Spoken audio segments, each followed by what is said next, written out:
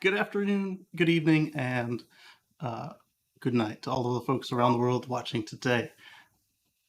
The biggest stories this week, and so much more, include the NHTSA driving assistance probe expands, the Inspiration 4 mission. I'm wearing my Dragon shirt today. I was actually going to wear the Falcon Heavy shirt, but figured since they were both clean, it should probably be on brand. Zero releases their 2022 lineup, FSD City Streets beta expansion, and so much more. So let's get started. If you have anything that you think I will miss or that just came up today because this morning was a bit interesting, drop that story in the chat and we'll add that to our discussion. And I want to say good morning to or good evening to Anders. All right, so I don't have all the stories loaded up just yet because, as you saw, I was correcting the stinger on the beginning of the show and end of the show to add Mr. Scott Murray to the members. So let's get started. Let's see, where do we want to start on the show? As usual, the rest of the hosts will join us kind of partway through. So let's start with something that will be more of a me story. Let's go with this one from Reddit.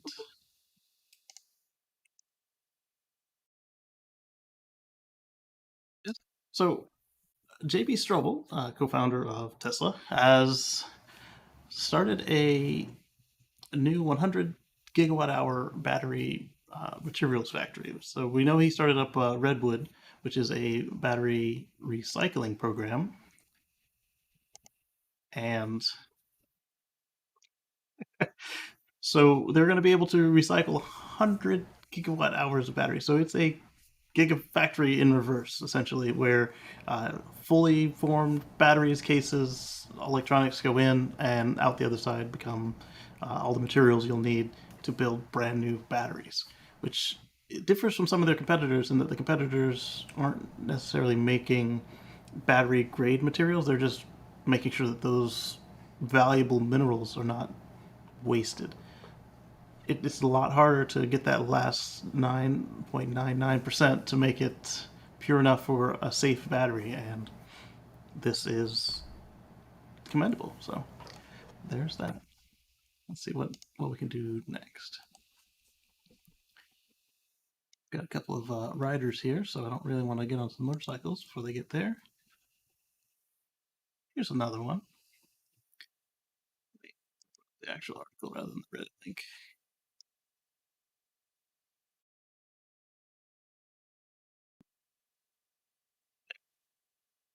Here's one from Tesla Oracle, and put that on screen too. So Tesla is allegedly bringing in-car purchases to the screen in the car, so you'll be able to do your FSD upgrades, your uh, other options right from the screen, and that will be, I think, a revenue generator for them because it's less friction, the less devices you have to touch. Like it used to be for some of the upgrades, you had to go back to your home computer and log into your Tesla account, and why? So then they moved it to the phone, which was a nice little touch. But it also added, like, for those folks on the iPhone, you could actually use Apple Pay to take care of a lot of the upgrades you're interested in, such as from enhanced autopilot to full self-driving, or uh, eventually paying for your services. So that was nice. And so now I think it'll be even more friction-free to put it in the car. I do wonder, I guess this is why it's not in there yet. Maybe they're looking at how to secure it, because if I let somebody borrow the car, or if you're somebody who Turos your car and you don't really want people just dropping $10,000 purchases from your screen without you knowing, that could be interesting. What do y'all think about this? I mean, it seems like I said, reducing friction is a good thing, but some of these upgrades can get kind of expensive. I'd want them to authenticate me before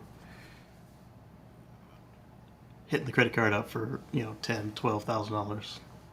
But that's just me. Or in the case of some of the repairs, $22,500. I think we'll talk about that later in the show as well.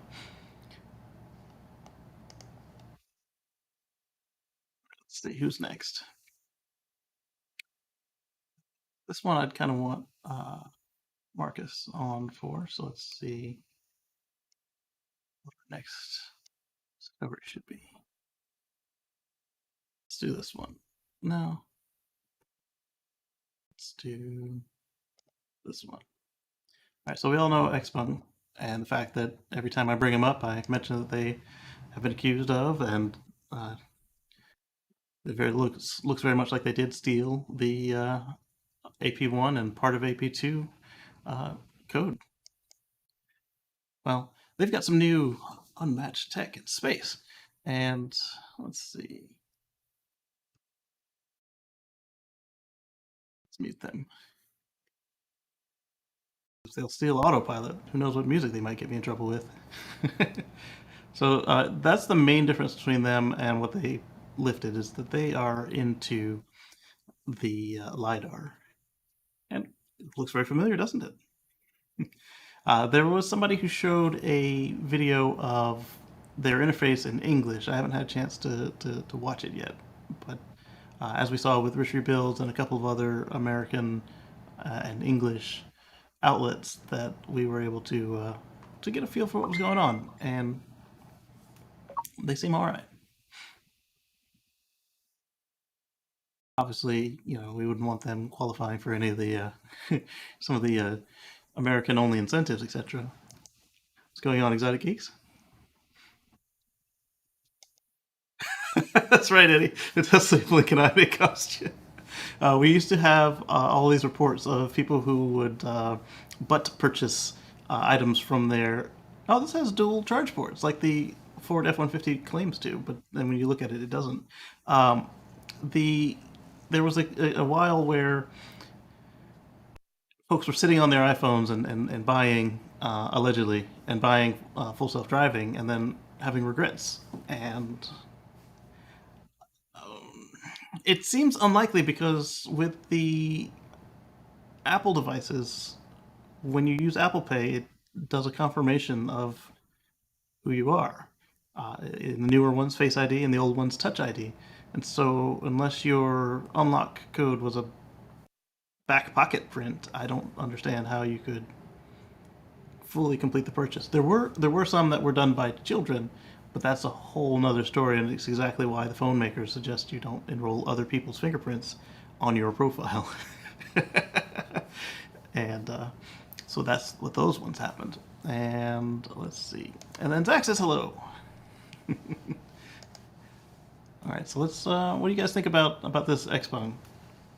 Let's see what they said was first ever. I think really just the production LiDAR is it. But at the same time, I do believe some other automakers, such as GM, are using LiDAR. I don't know if they're only using LiDAR on the scan and then they're comparing it up with cameras. I think that might be the distinction, is that theirs is. We're not going to watch the whole briefing. I think that that's the distinction, is that theirs is on the car rather than on the scanning system. All right, and then let's look at this one. I like looking at new cars. Here we go. So Mercedes-Benz UK had or UK posted this, but this was over at IAA in Germany. They have some vehicles they announced. The AMG EQS, which we discussed briefly last week, which is the EQS with different motors. I don't know. We discussed whether or not we considered the word unique to be appropriate there. They're unique within the model, but they're not necessarily anything special as far as motors are concerned. They have the EQS, EQG, and I don't think they show the Smart in this lineup, but the Smart was pretty good looking too. And as usual, Mercedes knows how to make an attractive looking car. So this is the MUGQ. The names are alphabet soup, but this is the electric G-Wagon. And the EQS. I'm not sure what's different about this EQS versus the one that's already out, unless they're, hey, it's out, buy it now, we need the money so these other cars can come out, which that would make sense. I mean, you do want to sell what you actually already have for sale, not just show off concepts. Let's see what we have here. Do I have any more pictures? Uh, that's a troll if I ever saw one. That's not electric at all. Excuse me. It'll never be here, eh? As far as what the Mercedes models, they won't be here, or the Xpeng. The Xpeng, I don't think they would translate it to English if they didn't plan to export it. There we go. So let's move on to the next one. I'm saving all the ones I think might be like good multiple discussions on us when the folks arrive. So this one here, I thought was a little bit interesting. I only read the title and looked at the picture earlier in the week, but Volvo Polestar, their Polestar 3 is going to have top power position over Volvo's XC90 replacement. So the XC90 is getting replaced, and Polestar 3 is going to beat it. Which I'm not surprised by this, because when Polestar was just a sub brand of Volvo, they were the performance brand. And why would they not maintain that? I mean, yes, they have the same parent company, Geely, but the folks that know both brands are already comfortable with Polestar being more performant than a Volvo. So to me, it just makes sense. And it doesn't look bad either. I mean, it looks a little bit like a cross between a Lamborghini and a Model 3 and an SUV.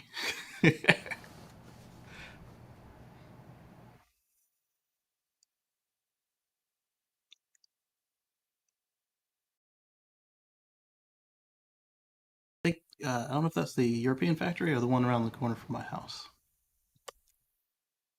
And then they're showing off their architecture, the T5 and the T8.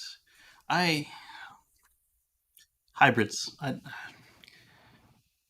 find myself agreeing with Carlos Going now. Why have two powertrains? But back in the day when I was driving a hybrid, it was the only affordable way to get any electrification in your car. Now it's kind of you're dragging along two powertrains. Yeah. Yeah, Eddie. I don't know that the Xpeng will make it here anytime soon, but I have a feeling it eventually, if they survive.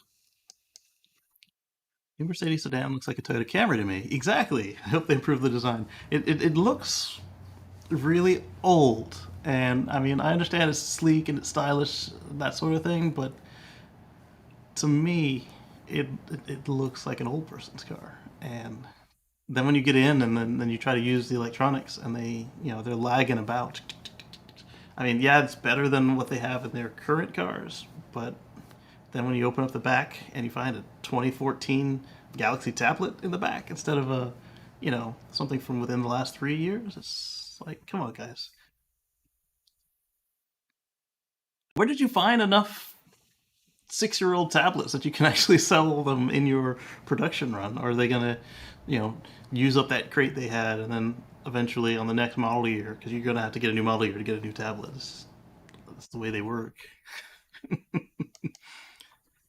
And he says some folks don't want to release gas, thus hybrids. Yeah, I mean, I understand the crutch, and I mean it worked great for me with the Volt, where you've got your gas, so you know what you've always got, and then you've got the electric to kind of ease you in.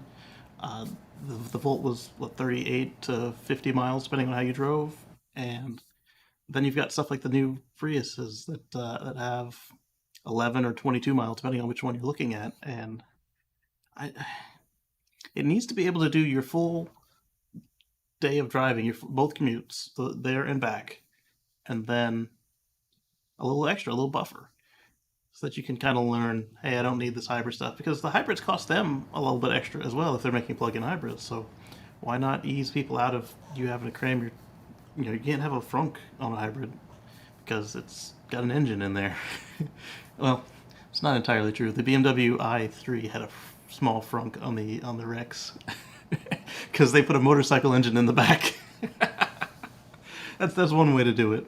But actually, I think that that's, other than it being a weird mobile with the suicide doors, that is actually a really good way to do it. Give somebody 150 miles of range on a charge, and then they can see that they really don't need that those training wheels, especially today with the charging networks that we have. Both, whenever Tesla opens up to the other manufacturers, as well as even just Electrify America, ChargePoint, the whole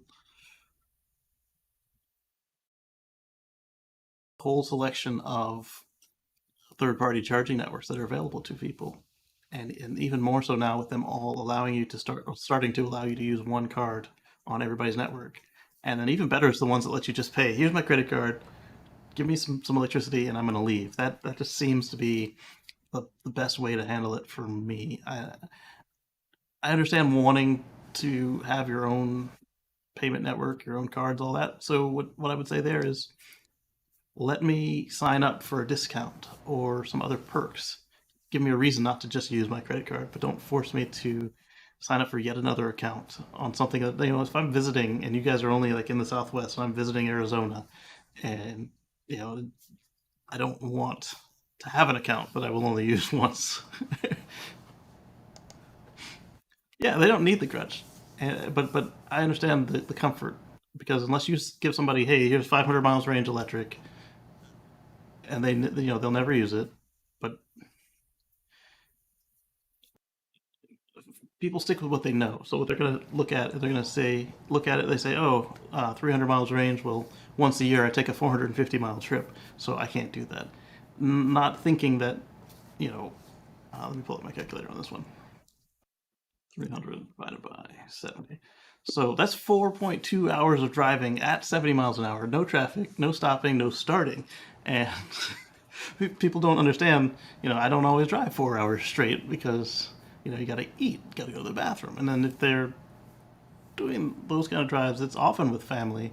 And so their spouse and their children are going to want to stop even if they don't. I do have friends who will mildly dehydrate themselves and their children so they don't have to stop. But I don't know if that's the best way to handle it. Oh man, that's another fun one. We got a lot of fun ones coming up. So let's see, where can I go to next? Let's do this one's in between. Let's go here anyway. They're lost for not being here yet. Uh, the Lucid Air, they have their range and efficiency results compared here by Inside EVs. And let's take a look and see what Inside EVs comes up with. So they pull up the EPA results, which is good. It's important because now we're comparing apples to apples. Because even though nobody drives this way, every tester drives this way. So they're all comparable tests. So we're looking at 125 mpge combined on the Dream with 19s. Okay, so these are all 19s. So the Dream R, the Dream P is 116 miles per gallon equivalent, and the Air G Touring is 131 miles per gallon equivalent. That is phenomenal. So we're looking at 520 miles of range, which, there we go, 500 miles range. That will get some of these folks to just jump without doing the hybrid thing, without worrying about range anxiety, etc. 471 miles and 516 miles. So even if you cut off, like, say, 20% for people who drive very inefficiently, that's great. I mean, obviously, the other problem that you're looking at now at this point is the initial purchase price. These things are expensive, but I would look at this before I looked at that Mercedes, because it doesn't look like an old person's car. The tech is brand new. I'm not going to find an 8-year-old tablet when I open up the back of the armrest. And then here's the rest of their lineup, adding the 21-inch wheels to those same cars. So then you get dropped down to 481, 451, and 469. So just like Tesla and all the others, adding bigger wheels will cost you. The thing is, allegedly they improve performance.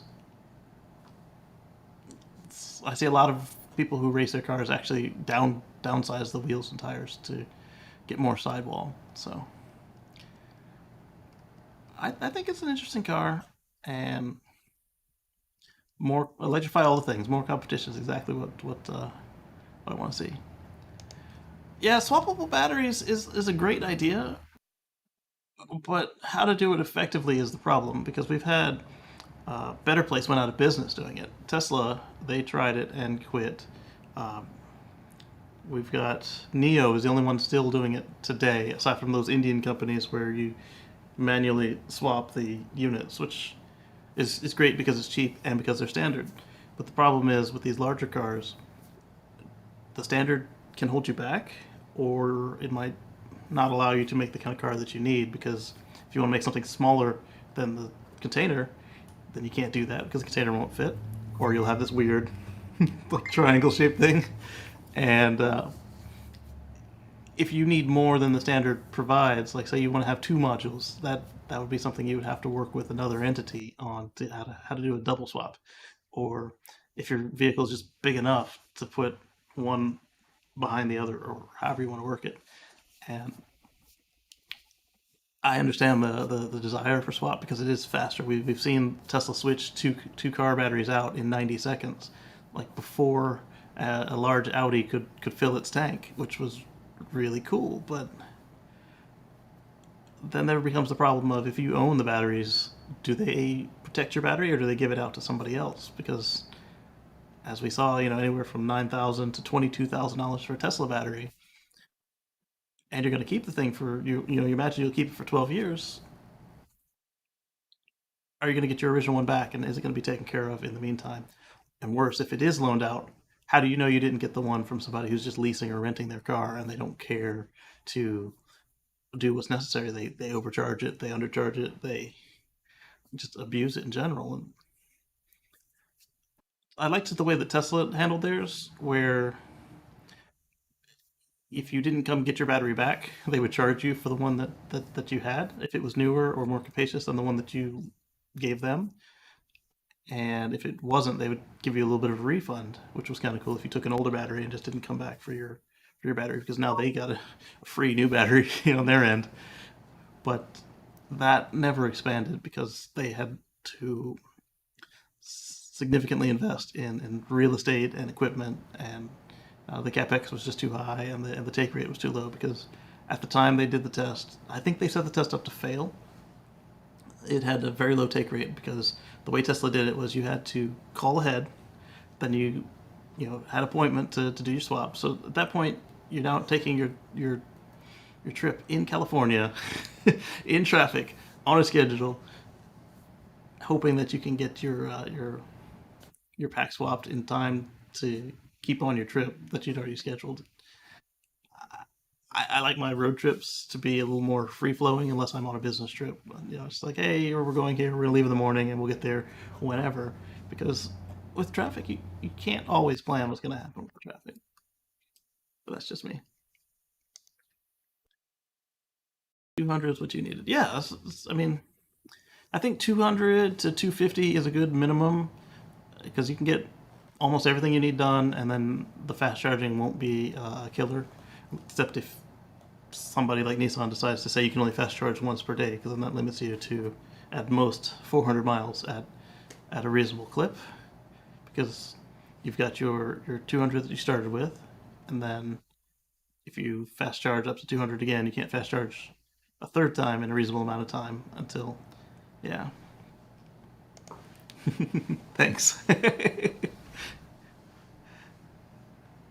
Let's see, we have 830 registered Tesla Model Y in Sweden in 17 days. Oh my goodness, Anders! So that's really cool, and that goes to show the way that they do the shipping. Because right now it's September, it's the end of the quarter, and so these are cars that got on the boat at the beginning of the quarter. So back in the beginning of say July, these guys were getting on the car or getting the cars on the boat, and so now they finally arrived.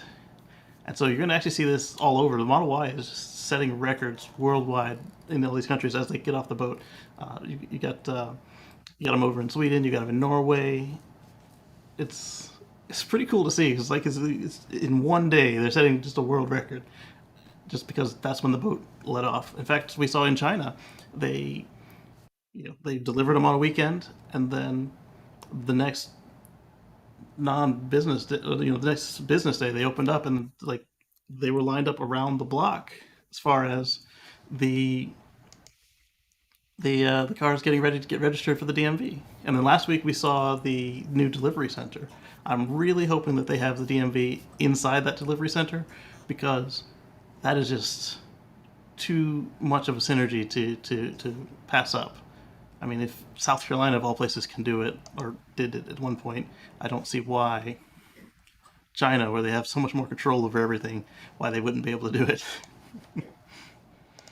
All right, let's go on to another one before we get into the fun stuff.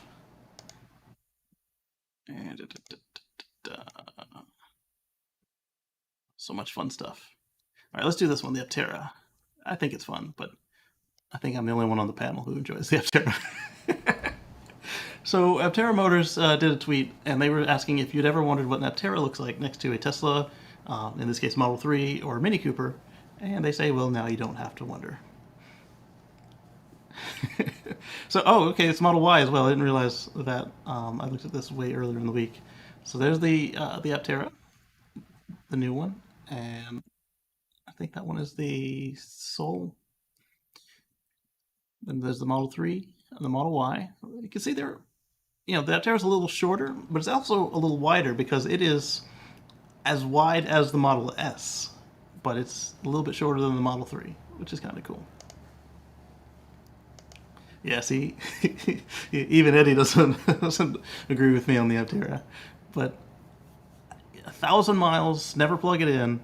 I think that's just really cool. I mean, not that you need the whole 1,000 miles, but the fact that you're not plugging it in, I would prefer a bigger bucket to put my stuff in because if I'm never plugging it in, then I would want to have more of a buffer before it gets to the point where, oops, it was a rainy day and so I ran out of charge, that sort of thing.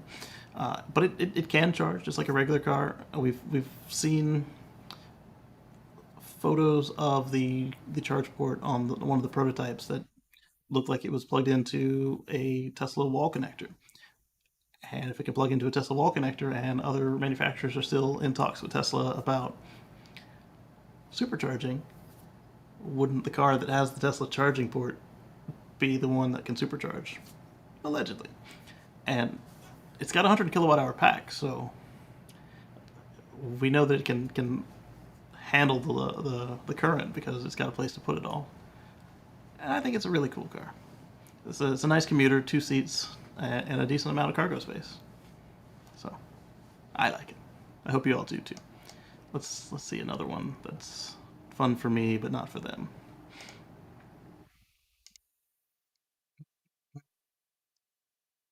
Ah, look at this. All right, so remember I keep telling you guys when people say, "What are you going to do with the batteries?" And I keep saying that they're worth stuff. That you can either, depending on why they're done, are they done because the car crashed? Well, you can use them in another car. You can use them on a house. Some people are building their own power walls at the house, and then folks ask me, well, what if it's done with car use? When it's done with car use, it still has a lot of life left in it. You could use it to power a server farm or any number of things. So here's somebody who kept some stuff out of the landfill. Not that I think they would actually make it to the landfill because, again, they're worth a lot. So Nginx, what's Nginx? Yeah, Nginx, they did this project for somebody where they restored an old bug as an EV. Look at that. I wonder if the charge port goes through I don't know if you call it the boot or the trunk cover, or if you would call it the hood, because don't forget that the bugs are rear engined. We know they had frunks. This one's got a little bit of stuff in it, but I imagine you can put covers over here like this one and then use the remaining space because originally that's what they did. That was the trunk, and then in the back was your power plant. That's really cool. I like that yellow too. They've gone ahead and upgraded the headlights and everything. And let's see. So John was asking about classic cars. These are all EVs that he's showing off. That's another unique way to do it. Just put it in the original fuel filler door. There's already a hole in the body. It's an old Land Rover. A Mini. That'd be fun. Is that a Mercedes or Porsche? Did I see a bus in the back? Yeah, there's a bus back there, but a lot of people have done the bus as an electric. Okay, so it was a Porsche. No, that's not a Porsche. Who is this? Is it Alpha? BMW. My dad had one of these. Let's see. Any more pictures? No more pictures. All right. Oh, the guy's trying to get my stories out of order. Look at him. All right, so we've got some space stuff, of course. Obviously, the inspiration I talked about. So my wife and I actually went to Florida and saw this vehicle. Um, this vehicle flew the Falcon Heavy demo and Tycom 8. So this is one of the side boosters, and it is going to be displayed at the Kennedy Space Center. So the reason I had my Falcon Heavy shirt is while we were there, we actually picked up this Dragon shirt and the Falcon Heavy shirt because we watched them launch Elon's Roadster into space, and I remember we thought it was going to be a scrub for the day because they were down to like the last 15 minutes, and it just didn't look like it was going to happen. My wife had already started packing up the chairs and everything. She was so disappointed, and then they started counting down 10, 9, and she sat down, she perked up, she started counting along with them, and then we watched this huge rocket just go to space. And at the end, they had the David Bowie, and it was super cool. And they launched the Roadster in space. So this booster was one of the boosters that did that, and it came back. It landed. My favorite part about when this guy came back is between it and its twin, you had the dual triple sonic booms because as they're coming back through the atmosphere, they're going so fast. You've got the engines, the grid fins, and one other. The legs are making sonic booms, and it just sounds like somebody was just beating a drum on the atmosphere. And so it'll be nice that we'll be able to go back to Kennedy and actually see this up close. I think that's really cool. I think museum pieces are really inspiring sometimes to so you can get a kind of a tangible feel for history, science, art, and glad to see they're not just letting it rot away or tearing it down like they often do with their old rockets. So that was pretty cool to me. 1 second here, I gotta do this. Boop boop. And there we go. All right, so they should be recyclable. Yeah, exactly. And the cars, the rockets, everything should be recyclable. The boosters and such, I think that they are because they're made of aluminum and steel. But then you've got a lot of the parts were made of carbon fiber, and that's a little bit harder to recycle. Hey, look who joins us! Hey, Steph, how are you doing this morning? Good. Wait, you're all alone? I'm all alone. What? No, you're Yes, not. yes. Yes, Eddie. The batteries definitely need to be recyclable, and thankfully we've got several businesses like JB's out there that are doing their best to make sure that we get every last usable bit out of them. All right, Steph. So now that you're here, I've got one I've been saving for you. Let me see if I can't find it again. Uh-oh. Okay, so Heather Knight shares this bit of news in California, and she says, breaking. Buy single family zoning in California. Governor Gavin Newsom has signed SB 9, making duplexes legal on any lot zoned for one house statewide. He also signed SB 10, making it easier for cities to approve small apartment buildings in single family neighborhoods.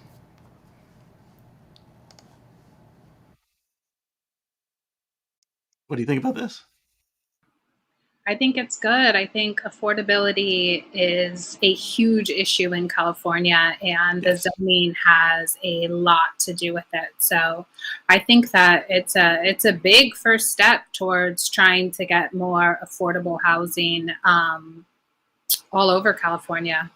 I think it'll be great, especially the small apartment buildings.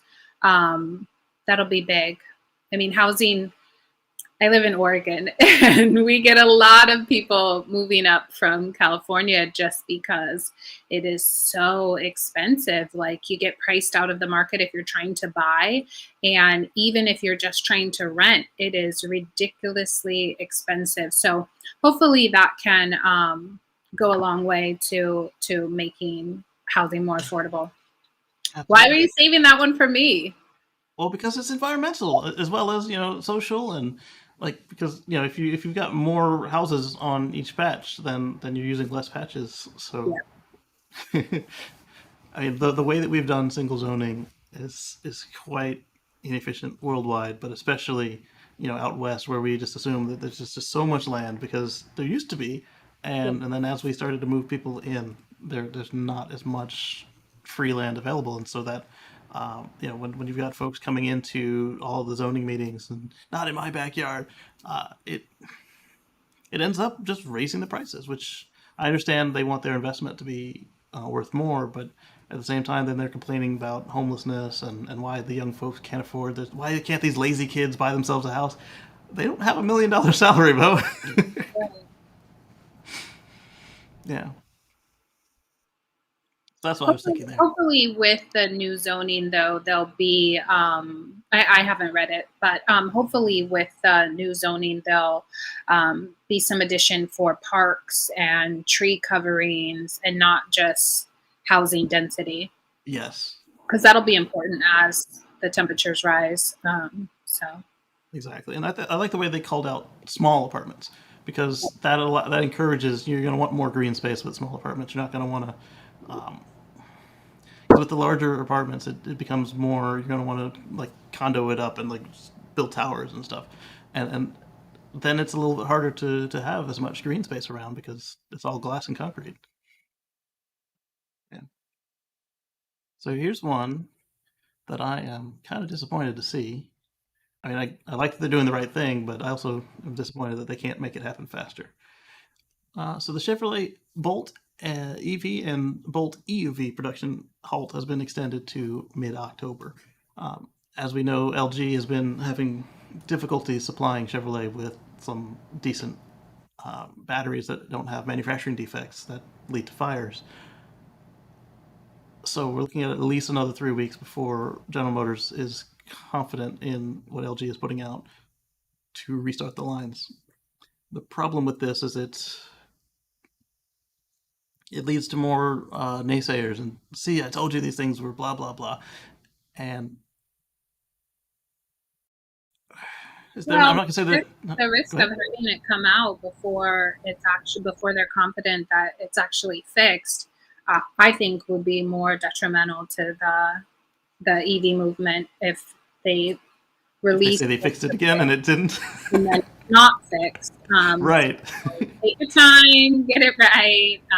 Yeah, So I think it, yeah. three I weeks like it. is not bad on an Elon Musk time schedule. That's like that. 3 weeks. Yeah, 3 weeks is nothing. But I do like that they're not putting out a dangerous product. Like they're like, hey, we're not going to build a dangerous product. But I don't like that LG had all the chances in the world to fix this silently when they were doing this with Hyundai. Because literally the exact same thing happened. Hyundai had a couple cars catch fire. They said, okay, we're going to do a software fix and it's good to go. That didn't work. They said, okay, we're going to limit the battery charge until we figure out what's going on. That didn't work. And then they said, okay, we're going to replace all the. We figured out what it is. We're going to replace these handful of cars. And then all the other cars, including the ones that were fixed, started catching fire. And then they just they actually ended up replacing the model. They took all the batteries back, replaced them all. It was one of the most expensive recalls in history, at least in South Korean history.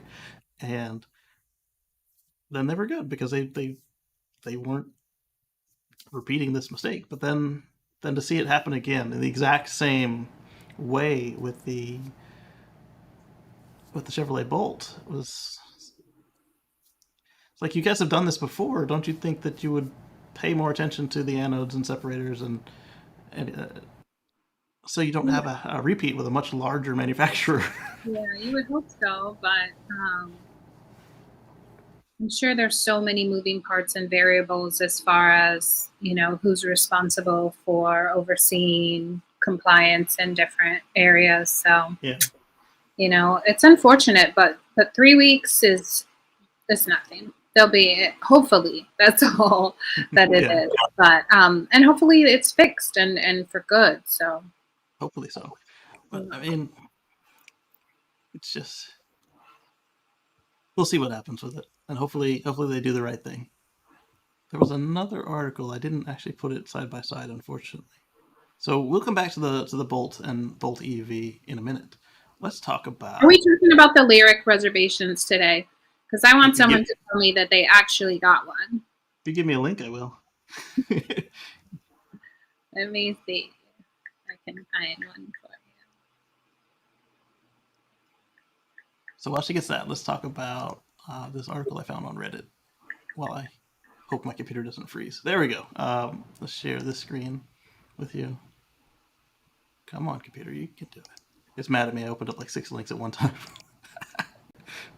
Okay, so Musk in regards to proposed U.S. tax credit. This is written by Ford and UAW lobbyists as they make their electric car in Mexico not obvious how this serves the American taxpayers. This is in response to Umar Homar's blog saying, "My mouth was on the floor that they expanded it to $4,500 for unions and reduced the American-made to only $500. The $2,500 for unions was already ridiculous, but to expand it to $4,500 to the new proposal, they are clearly targeting one company here, at Elon Musk."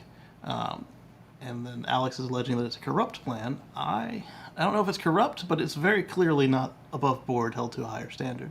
And then Elon responds that this is written by 40 UAW lobbyists as they make their electric car in Mexico. It's not obvious how this serves the American taxpayers. And then they link to the Bloomberg article. And I think that this was poorly handled, and I really hope that when it actually goes through Congress, that they actually come out with something that makes sense, because that ain't it, Holmes. What do you think, Steph?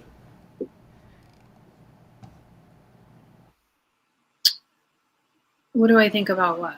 About how they are continuing to do this union football with the EV tax credit that's upcoming, and the fact that most of the cars that are going to be getting this credit for the union aren't made by U.S. union; they're made by a Canadian or Mexican union.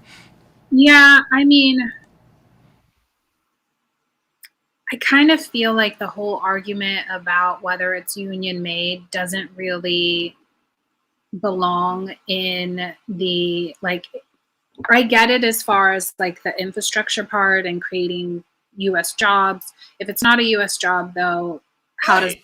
that benefit I would us? much rather be made by Volkswagen in Tennessee or Toyota in Kentucky than Ford in Mexico, Yeah, but union or not. I guess I'm just feeling like if the push is to move away from fossil fuels, who cares who's making them? I mean, it,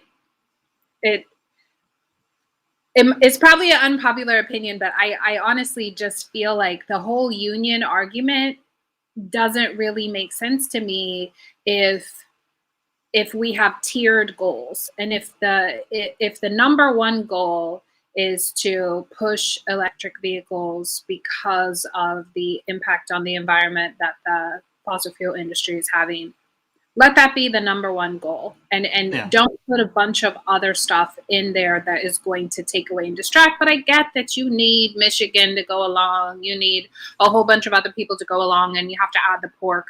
But yeah, I would hate to see like the hiccups from, where are the union workers located and prioritizing that to the detriment of the overall goal.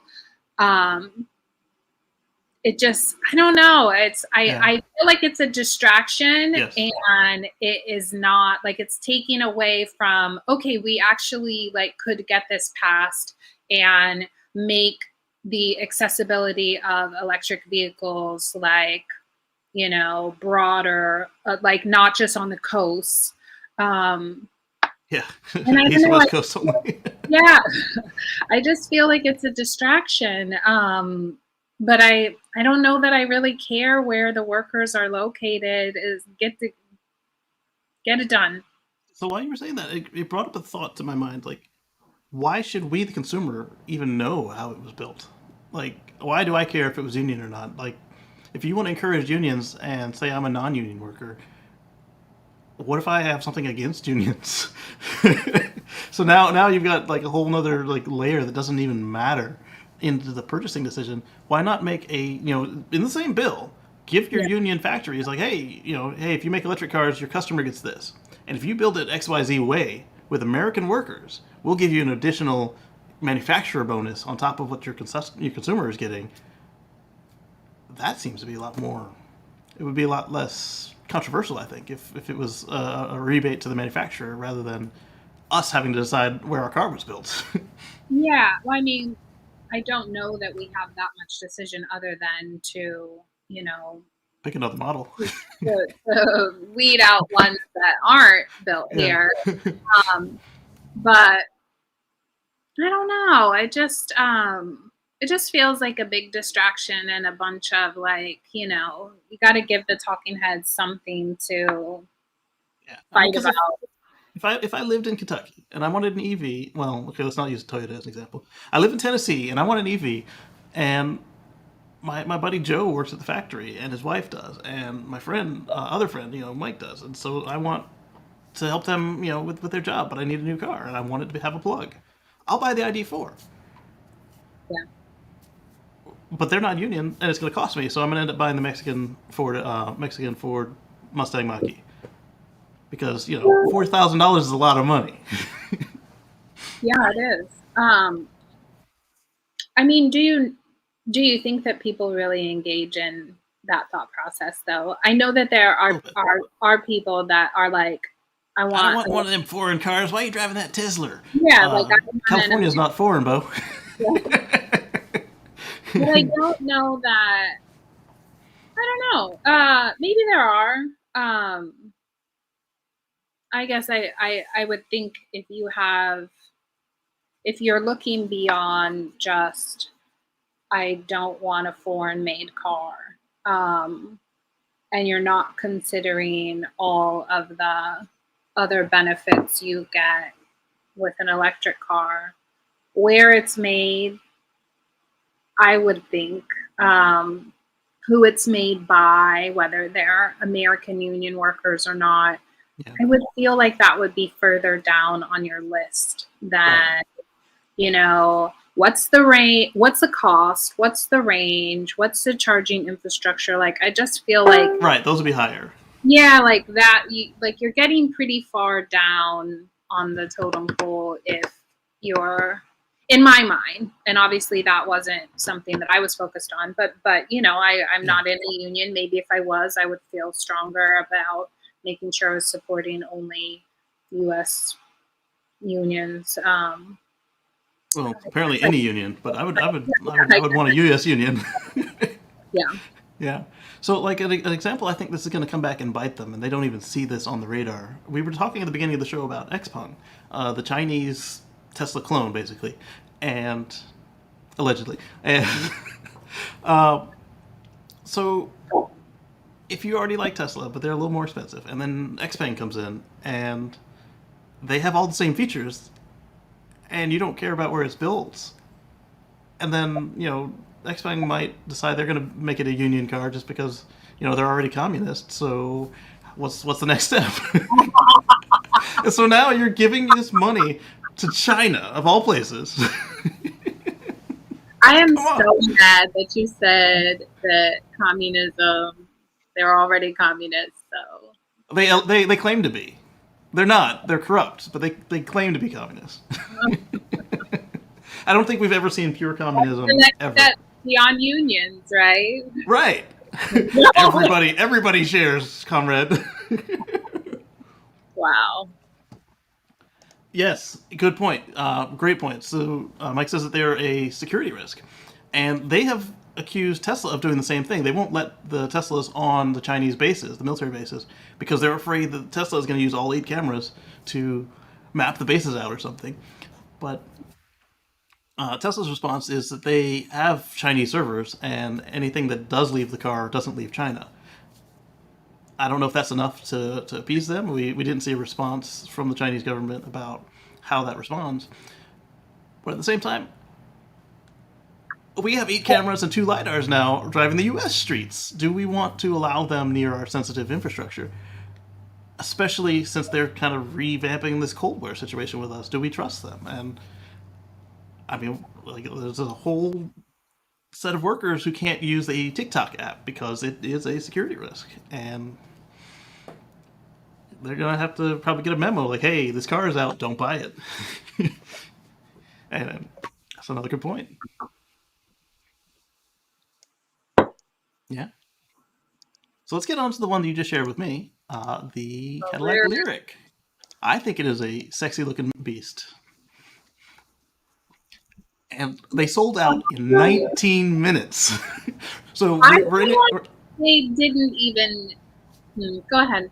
Sorry. So did anybody in the audience today? Did you guys get a chance to purchase the Lyric? Did you consider it? Did you make one of the 19 minutes? I feel this is kind of like everything that's been on sale in the last couple of weeks or years, from the beginning of our new normal.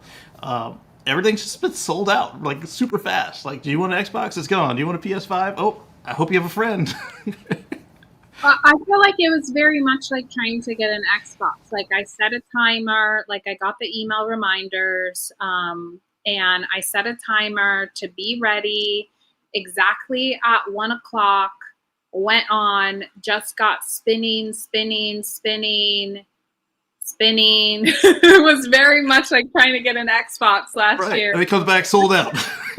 Yeah, and I'm like, who actually got one? Like, I feel like, I will say I'm super happy that there is like such great interest. But I also am like, it's $100 refundable deposit.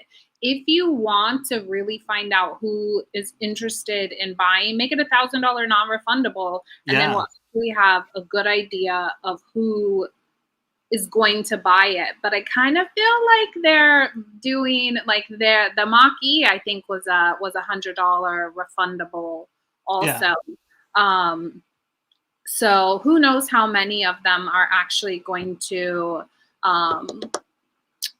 like turn into purchases, but I'm excited that there's this much interest. I think it is the nicest looking like mid-size electric SUV I've ever seen. Like it just, and not in person, but online, obviously. Like, oh my gosh, it's so beautiful. And it just looks really luxurious. And I'm hoping that it will like kind of spur the market for more luxurious EVs. Like, I'm not going to be able to afford the Mercedes. Like, never. I mean, maybe my kid can go to public school. We can eat. You know, we could do a whole lot of things, and I still just feel like I'm not going to be able to afford that. Not responsibly, at least. But the Cadillac is $60,000 with a state and federal rebate. Like, it's actually less expensive than the Model Y, and way more luxurious. It's built in Michigan by U.S. union workers. Yes, look at it. Oh, it's so beautiful. I'm so mad. It just kept spinning. Yes. Well, I also like, they have a sister in charge of the program, and like they did their market research, so it's not just targeted at one type of buyer. They have a spread they were aiming for, and because Cadillac is trying to be cool again. They're trying to be younger and hip. Mm-hmm. They're working on it. Oh, it's so beautiful. You got to show the interior, because I feel like the interior really sets it apart. Look at that. And unlike that Mercedes, it's not just screens for no reason. Like, all of these screens have a purpose.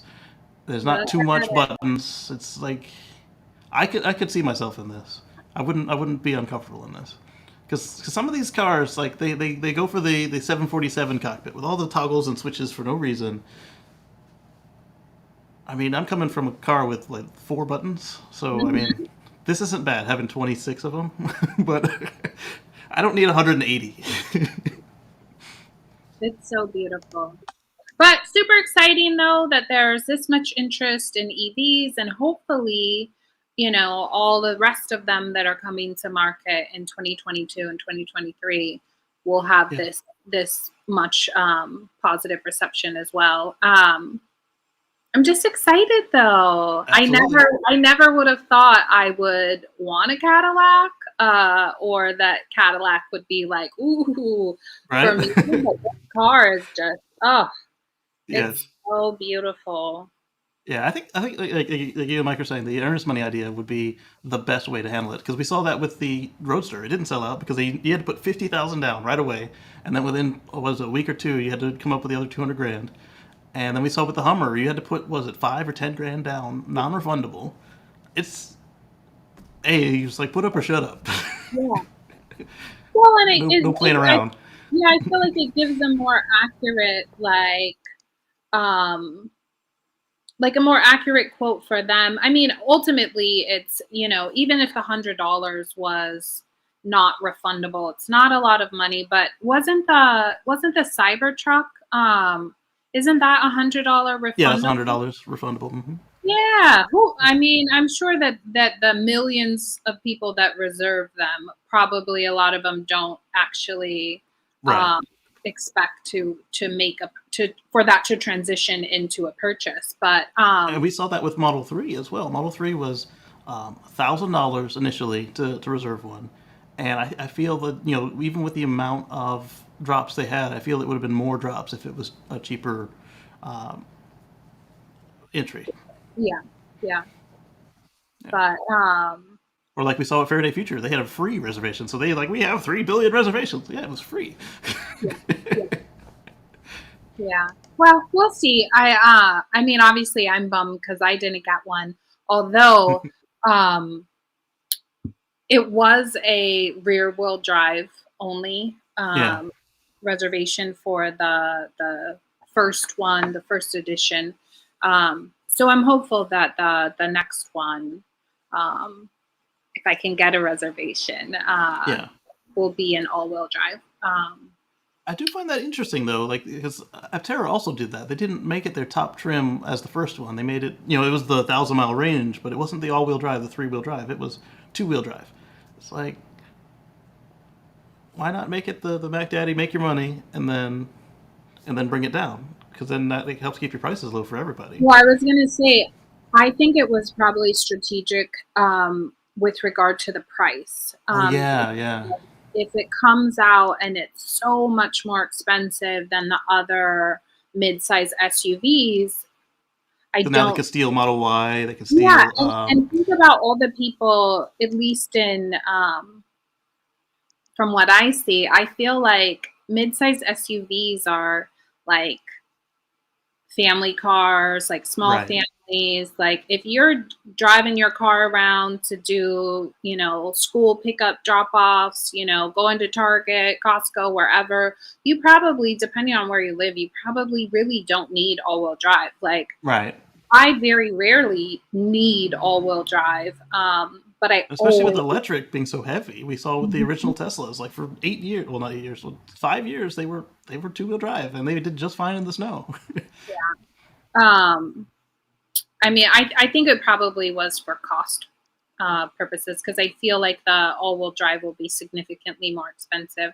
Hopefully, the range will be better, but Yeah. I also am finding out I don't need as much range as I think that I do. So I'll Right, probably. right. It always gets you when you finally get it home, and it's like, oh, I don't need 500 Yeah, miles. especially if Elon Musk opens up the supercharging network. I That think, oh, part. look at that. That would be awesome if it happens before you get your car. You get your little adapter, and it's just waiting for you. It's like that would be sharp. Yeah. And so Eddie brings up that they have been, as I said, they're losing customers because they for a long time they were bringing up their prices and they were moving up with their customers, and so now their customers are dying, and so they're finally doing the right thing and expanding their market and coming back to like, hey, a lot of people might want to buy cars from us, not just some people, and so that's good. I And mean, then that was like for my dad's right, generation. It was like the ultimate status symbol. Like, it was. what? You made it. Like, you got a fence in front of your yard and a Yeah, Cadillac, that means you have reached the pinnacle of success. right, and a nice watch. Yes, that's true. That All right, probably Eddie. your employer. Right, exactly. All right, Eddie. So Rivian has actually made a truck. This is a consumer model. So they had their first R1T has rolled off the line in this beautiful blue, and there were 6 cars total that were produced at the same batch. And Steph and I have seen spy shots of the inside of this factory, so it's compelling. And way to go, Rivian. So they're now the first official modern EV truck. The reason I put all those caveats on it is because Ford and GM have both built electric trucks in the early 2000s. You had the Ford Ranger EV was the first electric pickup truck of any sort of like not cobbled together mess, and then you had the Chevy S10 followed shortly behind. The S10 was basically a Chevy EV1 in an S10 body, and the Ford Ranger EV was a nice option for the year. But so now we actually have a modern EV. Those headlights look so much better to me in person than they do in pictures. In pictures, it looks like a Japanese anime to me. And I still love that this bar right here turns green and fills up as the car is charging. That is just cool to me. It's got one of the largest trunks available to date. The Ford will soon make that look very tiny, but my buddy who is not in the first batch of orders has yet to receive an update from them, so hopefully he'll get his car by Christmas. I spent an evening with the engineers in New York before the new normal, and they know what they're doing. It's just all of the delays and the fact that they bought all these extra factories really made people wonder, like, is this thing ever coming out? I mean, you're older than Tesla, and yet there was no car, and now there is. So I'm curious to see who the first owner is and how they handle their rollout. He says they made a Hot Wheels. Eddie, Eddie, my favorite person. I always call it a Hot Wheel until they make market. Well, they've made market, so now we just got to wait for them to actually deliver and then start their ramp. Because at this point, as Elon always says, it's easy to make one. It's easy to make prototypes. Getting that serial production is hard, and they're counting on it now because you've got Amazon waiting on 100,000 vans, and then you've got all these consumers who've given you good money and are ready to give you the rest of the money if you give them their truck. And you got to balance between who you're going to give the first thing to. Amazon, who might be a long-term investor, or I still say if they fill their order backlog with the customers and just focus on Amazon, that would be a good move for them because you're only building one trim, one color, one model. They're going to actually have 3 Amazon van models. They're only building the middle model right now. And actually, it's the small one, I think it is. Either way, they're only building one of them. You don't have public people running your van around and saying, "Oh, I had squeaks and rattles. I had to get it repaired 8 times." All you have to do is be beholden to that one customer, fulfill your contract, learn your lessons learned, and then you can switch back to the consumers. And I think that would be a smart move for them, especially now that they have some consumer units that will soon be in the streets. If they focus on Amazon, that will allow them to grow and get up to speed without doing it all in public. I think they need to focus on Amazon, but at least take maybe 1 to 5 customers a month to get the feedback from both sides. That's a little Because then low. You'd want to make your 100 Amazon, cars a okay, month. whatever the percentage is, because your Yeah. Amazon drivers might Yeah. eventually become your Rivian buyers. Right. Right. So, Because hey, I drive this all day. We see that all the time with folks driving a Ford all day at work, and then they buy a Ford when they go home.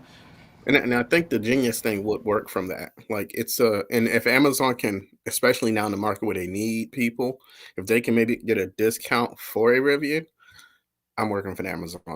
There you Like, go. I'm just be real. So this one I called out in the beginning of the show. We saw. We were wondering what was going on with this latest probe into the Tesla driving assistance program. What happened was one of the Teslas ran into a parked police car, and then all hell broke loose yet again. And NHTSA asked for like way too much information. They wanted like the entire history of all the cars, not just the ones in the U.S., but like ever built. And it got into the point where it was actually a privacy violation because the government doesn't need to know everywhere that my car has been. And so I don't think that Tesla complied with that request because it was overbroad. They wanted to know how often it was turned on, when, where, and stuff that was not pertinent to the investigation. It's like, just give us your servers. We'll be fine. We'll handle this. Just all those servers, they're ours. And so now they've expanded it to from just Tesla to the other 12 automakers. You remember a couple of shows ago we talked about how I don't remember the publication, but in response to Consumer Car and Reports showing Driver. you how to, I believe it was Car and Driver, yeah, and in response to Consumer Reports just bagging on Tesla and saying, oh, blah, blah, here's how you defeat it. And they showed you step by step how to use the system inappropriately. Car and Driver said, hey, we found 16 models from various manufacturers, and none of them can prevent a bigger idiot from driving these cars in a way that they're not allowed to be driven. And so We now we talked about see, that. yeah, I mean, I the think. system, Go ahead. the systems are made by people, and if somebody wants to use it incorrectly, they will. So it's just really a matter of if you've done a reasonable job of making it hard to do so that people don't think that these things are self-driving, if they're autonomous or whatever. If somebody's taken 16 steps to defeat it and they kill somebody, you've got them. Don't mess around with the good people like the locks. There's not a picture-proof lock out there, and its job is to deter the good guys, the folks who might be wavering a little bit. It's the same thing with this. If I they find a think guy in the back seat who's defeated 16 steps and he killed somebody, put him under the jail. that's I don't know if there's a word for purposely vehicular manslaughter, but that's purposely doing vehicular manslaughter. Now, I'm conflicted of this, and I have two minds of this. This means that the NTSB, And yeah, NHTSA, yeah, two different networks. okay, this Yeah. one, NHTSA. Mm-hmm. Okay, so this National Highway people, um, I think they've done their research. So since any government organization is not looked great upon when they do this type of overreach, Mm-hmm. I do like that they're casting a wide net because their citizens overseas are affected by this also. However, you go into an international type of overreach by doing this. So now you're including politicians, which is never a good thing. That being said, we've These only walked our affect cars authorized for sale in the U.S., so they're true, fully within their but right we to do this. I am glad to see that they are seeing the same things that Car and Driver saw, where it's not just Tesla. They have 765,000 Teslas they're looking at, but you're looking at Ford, you're looking at that's the BMW, you're other looking thing. at Honda, Toyota. I'm glad That's the way they should they have approached I'm this. glad they looked at the reports, the Car and Yeah, Driver and the Consumer Reports. They looked at it and go, "Oh, this is not just a Tesla thing. This is a all of them thing." And now all of those other companies, whether they were paying for those articles or not, to be anti-Tesla, are now catching the smoke. I love that. Now, if they creep into you're asking for too much information, yeah. the other automakers kind of walk themselves into it without thinking into it. And whoever thought of doing this, who brought this to their superiors, and like, hey, Tesla's not the only one. I want to give them the pat on the back because they were like, hey, listen, stop going after Tesla. These are all the people who have ICE and electrics who have the same basic capabilities, and you This can was an override appropriate all of them. expansion. Yeah, and they have till the 17th to answer on November 17th. And as Dan was saying, I like that they have expanded it appropriately. It's I also hope that it's public about what they did with the request for information for Tesla. One, it lets you know what all these car companies are collecting on you, and two, it lets you know how the government tried to abuse it because some of that is just completely out of scope for what they actually need to complete the investigation. And Well, per that, I Well, forgot what is the but Patriot Act. I guess if the scope is limited and particular to how this software responds to emergency vehicles when it is engaged in whatever version of autopilot they have. Yeah. That seems to be well within the realms of reasonableness and particularity for a government agency to try to obtain that information. I don't think that's far overreaching at all. Yeah, that scope is fine. And personally, I think that there is a total abuse of the use of the any of the self-driving technologies, and I really do think the manufacturers need to make it harder for people to beat the system. And I don't think that they were doing enough.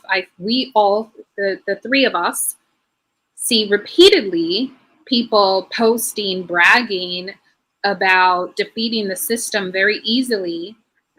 Buying And products that are supposed to be off of sale already. yes, Designed, yeah. and that to me is something that I wouldn't be upset if government agencies started to go after the manufacturer to say, you need to create a product that can't be beat by a $30 add-on from Amazon. Like, it's not safe. Like, dude, well, you risking it all to watch a TV show? There like, needs to be my kid and myself and other people, like, you're putting all of us at risk to be, and then it's I don't know. I just feel I fully support that, but what I got offended by was they don't need to know my start address and end address. They don't need to know what I'm doing when I'm driving manually.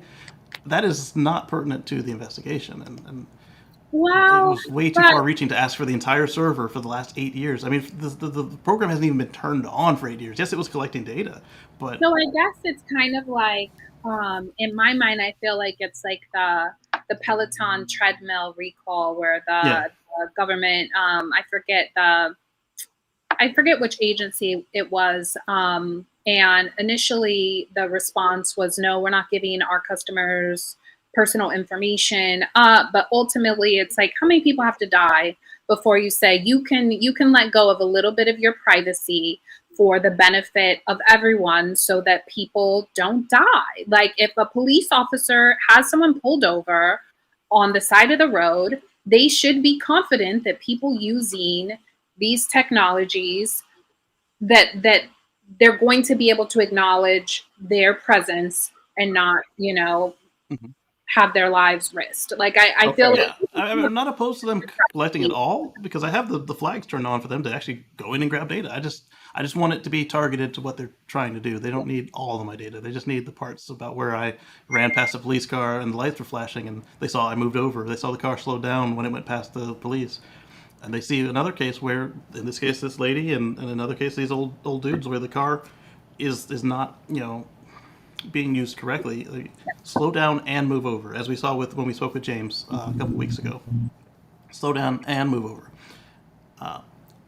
Maybe the car, if it sees flashing lights, should just move over anyway. And it already sometimes slows down, but maybe it should slow down every time. Well, see, and here's two different things. I think people tend to say it's overreach, and I've told people this doing rideshare last since 2017. Tickets come about because people do not know how to think above themselves. They speed. They don't understand controlling their vehicles. They don't understand the gaps of looking for things, adjusting for other cars. Like, if I hear loud noises behind me, I know it's a vehicle, I will fall back so they can fill the gaps, because I'm aware they're there. But they don't need my data from driving on a farm or on a private track. That's not related to any of this. If you have a access to be able to say, hey, what's their data? I do agree with you. There should be that part. Again, going back to Stephanie's part, where they say there are cheats that you can buy to trick something. I know of a personal case where a person has bought the Tesla, but they're exhausted, but they're the only ones driving. So they put on the autopilot, but their passenger is right there saying, hey, you need to take control of this, which is, instead of buying it on Amazon, you done bought it on a relationship. So, and there's a case where And if you're in a wide open, there's a set per there's it's basically based on your intelligence. Like I know if I'm on a wide open 2-lane road, it's been dead for 3 miles, and it's me and my partner driving beside. There is a limit to like things. We got in the From what I've seen, there's the squeezing of the handlebars too much, or the steering wheel so much because people are ignoring it. There are people who are maybe doing reasonable tests, but and I think it's not so much as them calling it AP autopilot because now we got Darwinism. And if you're special enough to believe that, then A. But the Well, government this is overreaches happening with all a these cars. yeah, it's the government overreaches. But here's the thing: is Tesla's been so focused now, everybody else is caught into the flack of it, and the government's main purpose is to protect their money, and you're making their money through But taxes, so they have to protect you. all of How these they catch cars, that net is when you completely different. when you turn on the system on all of these cars, not the Tesla, they all say hold the wheel, pay attention, do this and that. Yeah, yeah, Or in and the I case of agree the with that. Ford and the GM, they say, hey, be ready to grab the wheel because theirs are sold and certified that you don't hold the wheel on specified roads. If somebody is putting in something because they're tired, or we get to later some other scenarios, they need to. I like the way that the before all this self driving came in. I like the way like the partial self driving, I should say. Mercedes actually had a eye tracker for a couple versions that would, if you looked sleep, they would. Not sleep, but if you looked like you were drowsy, they would show up a little flash a cup of coffee, and if you didn't respond to that correctly, they would actually start slowing your car down, and they would I was suggest that stressing a you go take a Chevy. So nap. I guess that's my point. Like hearing this, and not to jump on what you said, Dan, but Go ahead. if you look at the statistics, drowsy driving is as dangerous or more dangerous than drunk driving. So if you are saying, like I feel like we need to be clear that like driving with autopilot, driving with full self-driving, it's not a substitute for you not Yeah, being 100% in your faculties and being able to drive your I car. completely If agree. you are sleepy, drowsy, like not 100%, don't fucking drive. Like, sorry, I but I'm completely 100% like, agree. it's not okay. Like people are Right. dying. Like this is I any agree with you. any technology in a car is not going to be a substitute, not an adequate substitute for you being in control and you being able to safely navigate your car. If you are sleepy, I don't care what the situation is, don't drive. Don't drive Okay. because you're not just putting yourself at risk, you're putting everybody else at risk. So it's not an acceptable situation to say, "Oh, well, I was sleepy, so I had to." I agree with you, but I'm a add also there are people who are of sound, sober mind and non-sleepy body that just drive recklessly and are in the same category as I would see us now. They just do not care about the rest of the like we were talking about when I was talking about earlier, the drivers who fly through traffic without paying attention, they're just as bad as the reckless drivers. They're just as bad as the sleepy drivers, as the drunk drivers trying to override. I just was in a Chevy Impala, and there's this little globe at the top that looks at you. And I had my brakes on in that parking lot, and I was just looking down forever today, and it told me on the infotainment screen, "Hey, if you're in traffic, pay attention. If you're not, pull over." And it told me that. And I was like, "Oh, it only looks at me because my foot's been on the brake for too long, but I'm in a parking lot. It just knows that I may be holding up traffic." So that imagery is always there. I just think people need to think logically about their speed, their recklessness, their behaviors, their sleepiness, drowsiness, and their actual impairment for everything. That all those factors needs to be into place. And some people just use it another person or whatever. If as much as I love when I get my Tesla to be the only driver, if I'm drowsy and we need to keep going, I will hand the steering over or the driving over. But not everybody is of that nature.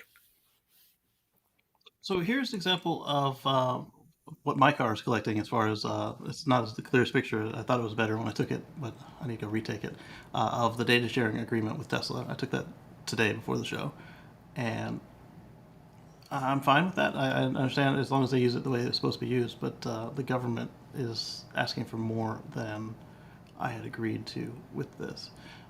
Eddie is asking a very good question about where did it go? He said, "Can FSD recognize a siren behind you?" Today, it cannot. It can recognize the flashing lights of a emergency vehicle. Elon has said that they will enable hearing on the car at some point. A lot of folks speculated that they might need to add external microphones. You don't really need to do that. You've got, what, 2 to 8 Bluetooth microphones in all the cars already. You would need to be able to filter out what you're pumping through the audio system so that you can hear the sirens, though. And then obviously Unless it'd you be a got lot the easier songs. if you're listening to the outside. What's Unless that? you got those songs that have sirens in them, and now you're just Oh, those are the screwed. worst. But if it knows what it's playing, then it knows it just played a siren, and it also doesn't see any flashing lights. Yeah, and so yeah, it's a 2-part scenario on that. Yeah. I So agree, Mike. Sleepy's in the same category as other impairments. Distracted driving is a citable offense in South Carolina. Absolutely. Same Yeah. in Georgia. If you're on your phone, that's an offense immediately. Yep. I think in Maryland, if you touch your phone, you're in trouble.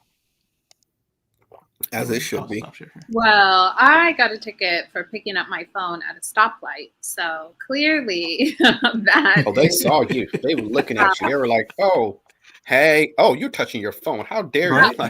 Before I had tinted windows. But Oh. yes, you can't have it in your hand at all, even when Are you're you out cheating the at system before you had Stop. tinted windows? And so one thing we did notice with the new Teslas, well, any Tesla that's got a camera with the new updates on it, if you are looking down and it thinks, like, it doesn't even have to be able to see the phone. If the machine learning has figured out what people on phones look like, if it sees that what you're doing matches somebody on a phone, it's telling you to hold the wheel, it's beeping at you, and it's like, and then very similar to what that Impala was doing, but a little more educated. Yeah, and if you have Tesla insurance, they are counting how many times you were on the phone while driving. So next renewal, watch your rates. Ooh, watch your rates. all those folks in California. Yes. Good thing the housing is going to be more affordable because your insurance won't be. Oh, Volvo-based future. Oh man, I had listened to this earlier, so I would say it correctly, and now I cannot. Futurecom? No, he had a thick accent when he said it too, but I was able to catch it, and now I can't. But they set a Guinness World Record for range. It took 23 hours, and this was in not a Class 8 truck. I think it's a Class 6. So greatest distance by driving electric rigid truck, single charge. And so they took this in a 1.5 mile loop, and he's the guy who I listened to see how to say it. And so yeah, this is Class 6 truck, and they just kind of drove it 31 miles an hour for 23 hours, and they set themselves a world record for electric trucks. And since this isn't as exciting with no sound, let's just get to the point. So it's a 1.7 mile loop, 392 laps. They drove in 4.5 mile shifts, reaching 683 miles on one single charge at an average speed of 31 miles per hour. It's a world record, so it's not as useful as actually driving, but it also seems to show you that depending on how you drive it, because this one is rated for 250 miles at 55 miles an hour with a load, so... That's the one good thing I like about these trucks is they actually rate their fuel economy as a working vehicle rather than like the consumer vehicles, especially the pickup trucks and the sedans. They rate them empty with a really light driver. Come on, guys. And see, yeah, my truck is, even trucks I have now are never not have something in it. Even if I left something in there, it's never not completely empty, because it's the waste of a truck, honestly. Right. It's gonna be filled with stuff in the bed or kids in the back. See, one of the two. It's a waste if you're just going by yourself unless you're picking something. So, right, I agree. But Ford did it right. They did their fuel economy from a full load and then just gave it to somebody with an empty load and be like, "Ha! See, we overshot." We'll see when they actually get their EPA rating, because EPA ratings all have to be done the same way. It's not that they choose to do it empty; that's the methodology that they are required by law to use. I do like, though, that what they were sharing, that when they were sharing, hey, it does 400 miles or whatever they said, that they were using that not with a completely empty truck. So then when Marquez Brown, the MKBHD, he got his, and it said something like 480 miles, and he's like, that's not the same. And they said, yeah, because it's empty. Right. Whereas my son would say, empty. Yeah. All right, so Zero has released their 2022 lineup, and for those of you that are into two-wheel vehicles, this is a nice, fun way to do it without putting any pollution out into the environment, especially if you charge it off of solar. Let's take This a this looks good. yeah. This is something that you would introduce to, like, say somebody who's a fan of dirt bikes, and Well, it it's would not be a just dirt great bikes. selling point. Yeah, Oh, I know. It's just this looks that one. very Yeah, so that's so they have outdoor the to Zero me. Dual Sport, the DSR, so the Dual Sport Road, and then they've got in 2022 all the bikes are going to get the Cypher 2 operating system. You get Bosch ABS and Bluetooth connectivity that makes with an app on the phone. A friend of mine in Maryland's got the app, and it's really cool. You can do your firmware updates and everything wirelessly. It tells you about your maintenance, so you're not having to like decode flashes of lights or something, which is pretty cool. All the new bikes are going to receive a 5-inch TFT screen, similar to what's found on their SR-F today, and the color screen replaces the black and gray LCD screen that the other bikes used to have.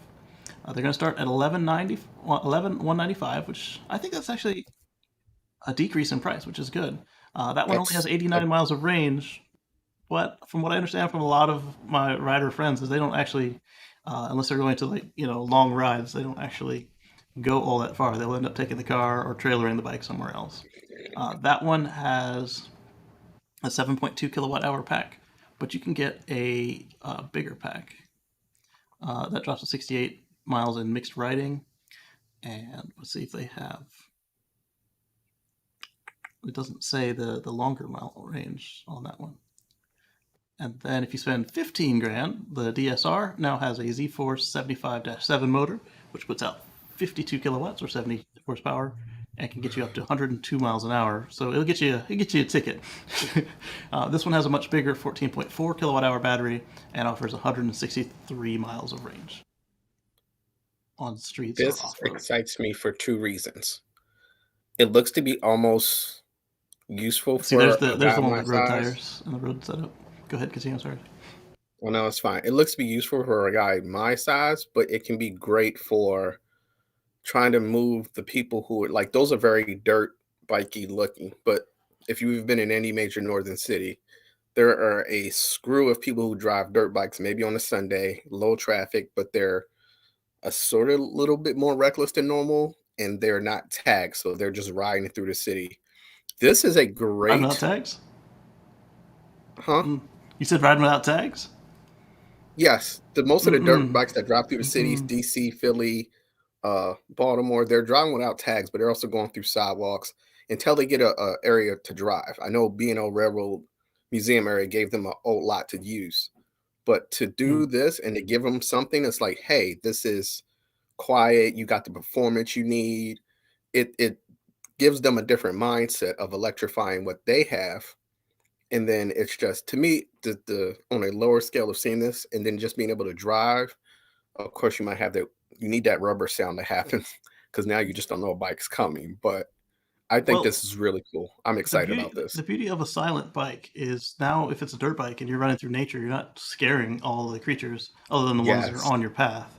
So you're not stressing them out, and it's better for their life. And you as somebody in nature now can observe and enjoy it because you can actually hear it. And on the road, you can now hear that car creeping up behind you because, as we learned, all these gas cars that don't have noisemakers on them are actually quieter than electrics and hybrids because now electrics and hybrids have to use that stupid noisemaker. And so you can hear the person who's not paying attention because they're playing on their phone coming up trying to run you over. Whereas when you've got your loud pipes, you can't hear them. They already can't hear you because their glass is so good. Boom. And you're not polluting the environment. You can actually, it's win-win breathe all fresh. around. And you're not sitting on top of like a heat monster. So in the middle of the summer, you're not as hot when you're not moving. Hey, what do they say about an iRobot? This is an explosion waiting to happen. Several of them. Yeah. So yeah, it's I've never been more excited about a vehicle as traditionally looking as this going electrified because it changes people's mind frame of actually looking at the way of electric is. So Yeah. I'm way too excited about this. So Drive Tesla Canada gave us a shot of the new Tesla lighted door sills. and they were asking what you think of it. When I first saw them, I thought they were really cool because I thought that they were wired in and that they, worked like we see on other lighted door sills. And then I found out they were battery powered and they have a lifetime battery, and I was less excited by them. They still look cool, but when you open the door, there's a magnet that comes up off a sensor, and then they light up for 30 seconds, and then they turn back off, like you see on the photo on the right. I still think they look better than the ones that came with the car. I would just like to see, hopefully from the factory, that they wire these in permanently because they look slick. What does everybody else think? If it's enough clamoring, I think that's the other side of Elon. If you ask him long enough, then it will work. Like the guy who tweeted him every single day for almost a year, like, can I use this Cybertruck? Can I use this Cybertruck? And Elon was like, fine, just go ahead and use it. He was like, I won't sue you. And it was like, good. So he used it in the game. The sales goes towards a non-profit or something. And he was like, that's all I need. Eddie, I to an extent, you're not silent. You're making noise, and it sounds more like a large animal running through the forest. I drove my Volt, and I never had an encounter with a deer where it didn't know I was there. In fact, there was one where it looked me dead in the eye, and then he just slowly did circles in the middle of the road, same as he would do with the gas car, except he didn't try and jump through my window. There's no sound coming from you. What are you? He's like, oh, it's a bear. I don't know what to make of you because you don't sound like a car. Yeah. So the next question then is: anybody going to go in their Tesla app? Like, Steph, are you going to go in there and are you going to buy these or not? And if you do get them, are you going to install them yourself? Because I saw a video from Tesla Raj where he did the install and it looked straightforward enough, but it looked like a pain in the butt to do because there's just glue under everything, and it does destroy your non-lighted ones in the process to get them out. Same goes if you try to change the battery on this one. So this is where your mechanics that were on ice come in handy now, because now they just got to tinker with something differently. And since there's our electronics going to ice to start the combustion process, you just got to migrate them to add in accessories that have to go inside under and connect wiring and X, Y, and Z. So I'm all for installing it after the words. If you get it after factory, well, on this one, I don't know that you would involve a mechanic because not a mechanic, somebody who's trying to switch over to like technician status. Who, right? I mean, at like a dealership level, this would work, but yes, literally, it's a sticker with a battery in it. So I wouldn't recommend anybody pay $192 an hour. But I'm just saying, once you get I would trust Rich, obviously, but not as much. I wouldn't even pay Rich's labor rates to do this. Like, I might pay a kid $20 to do it. Like, hey, get out there and go change my things. Yeah, and at this point, it's a sticker. Ice is so common, it happens, but it depends. This is, for my mindset, is something that employs the ICE technicians to start transitioning them over to where you're not going to be out of work. You just got to change the way you work or evolve. This is exactly the same. Well, to your point, Dan, like, yes, the ICE technicians are going to have to transition and start, changing their craft over to continue to be relevant, right?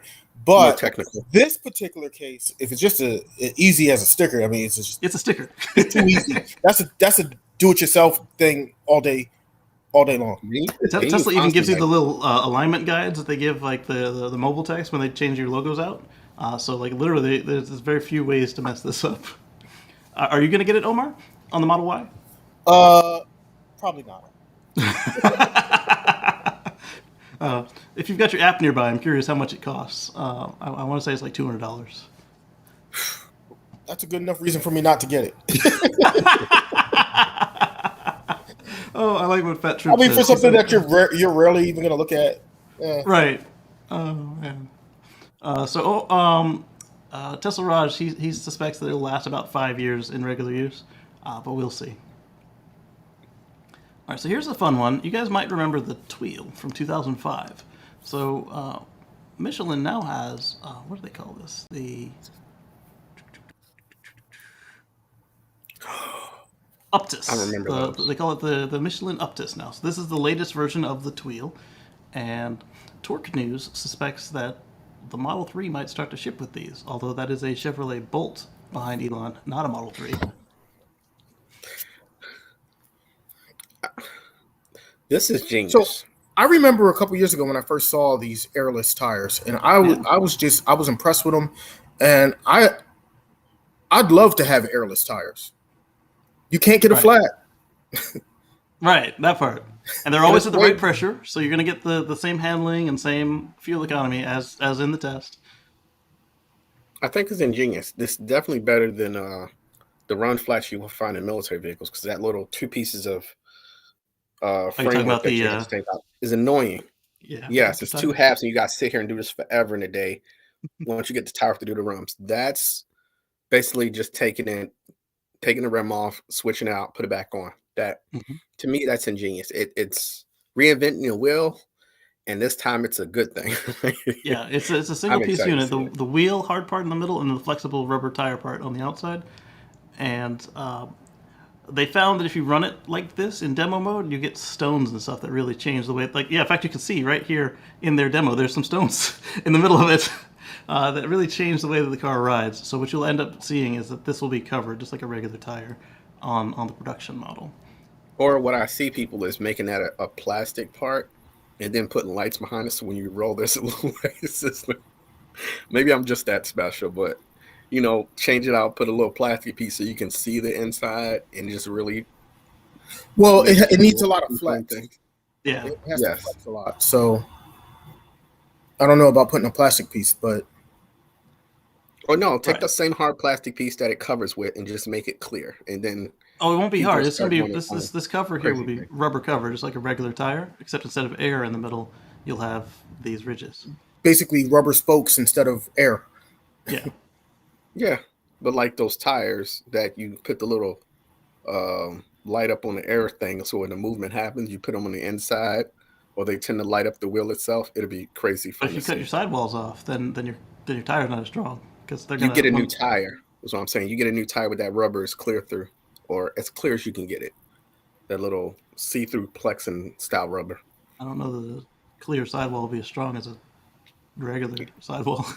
I just have something different in my head. You'll see. I understand it. You can put it on the wheel part, well, there won't be an air cap, but you can put it on the wheel part. It'll look crazy cool. Hey, Sam. So we've talked. Great, long time no see. How you been? Right. Good. Sorry, Kacey. It's all right. We've talked about companies suing when they lose their bids with the government. And, it seems like Workhorse actually did the right thing. They lost their appeal, or they lost their challenge to losing the contract. That's built in. I mean, not everybody, but a lot of people who do contracting, when they lose their contract, they'll file a complaint. And if there was anything to their complaint, the government will stop and reassess it. If it's not, then you just go about your life. And, they figured that having... unlike Amazon, if you sue the government, it might be a little harder for you to obtain a contract in the future, especially if you're suing meritlessly. So they've dropped that, and they're going to focus on other business opportunities that will arise. And hopefully, after Mr. DeJoy is dealt with, they will go back and reevaluate why the post office is not complying with the government mandate to have the proper amount of EVs. Because the USPS is still buying gas vehicles right now. Right, and and they're not supposed to. I don't think they need to sue the government. They should do it in a roundabout way. Bring light to what the government is doing and be like, hey, and they've done that. Yeah. They're not buying our stuff, but they're not buying no electrics either. Exactly. And just keep putting it out there. I think they should focus on companies like DHL, FedEx. Mostly DHL, because DHL will run their small vans in the locations. And DHL has already pre-purchased the semi, if I'm correct. So DHL is like any other business. They want to not spend as much money on their... Well, last week we looked at a Workhorse vehicle, and that sort of thing is something that they should probably, rather than suing and losing, they should just go pursue some business that exists. So Drive Tesla Canada has... this article saying that J.D. Power appeal study says that Tesla owners love their cars the most. I would have probably put money on that. The Tesla fanboyism is strong. Right. So the JT Power Appeal Study measures owners' emotional attachment and level of excitement to their new vehicle. All right, new owners, what do you guys think about your Model Ys? I can't count as a new owner. I've been driving a Tesla for like 7 years.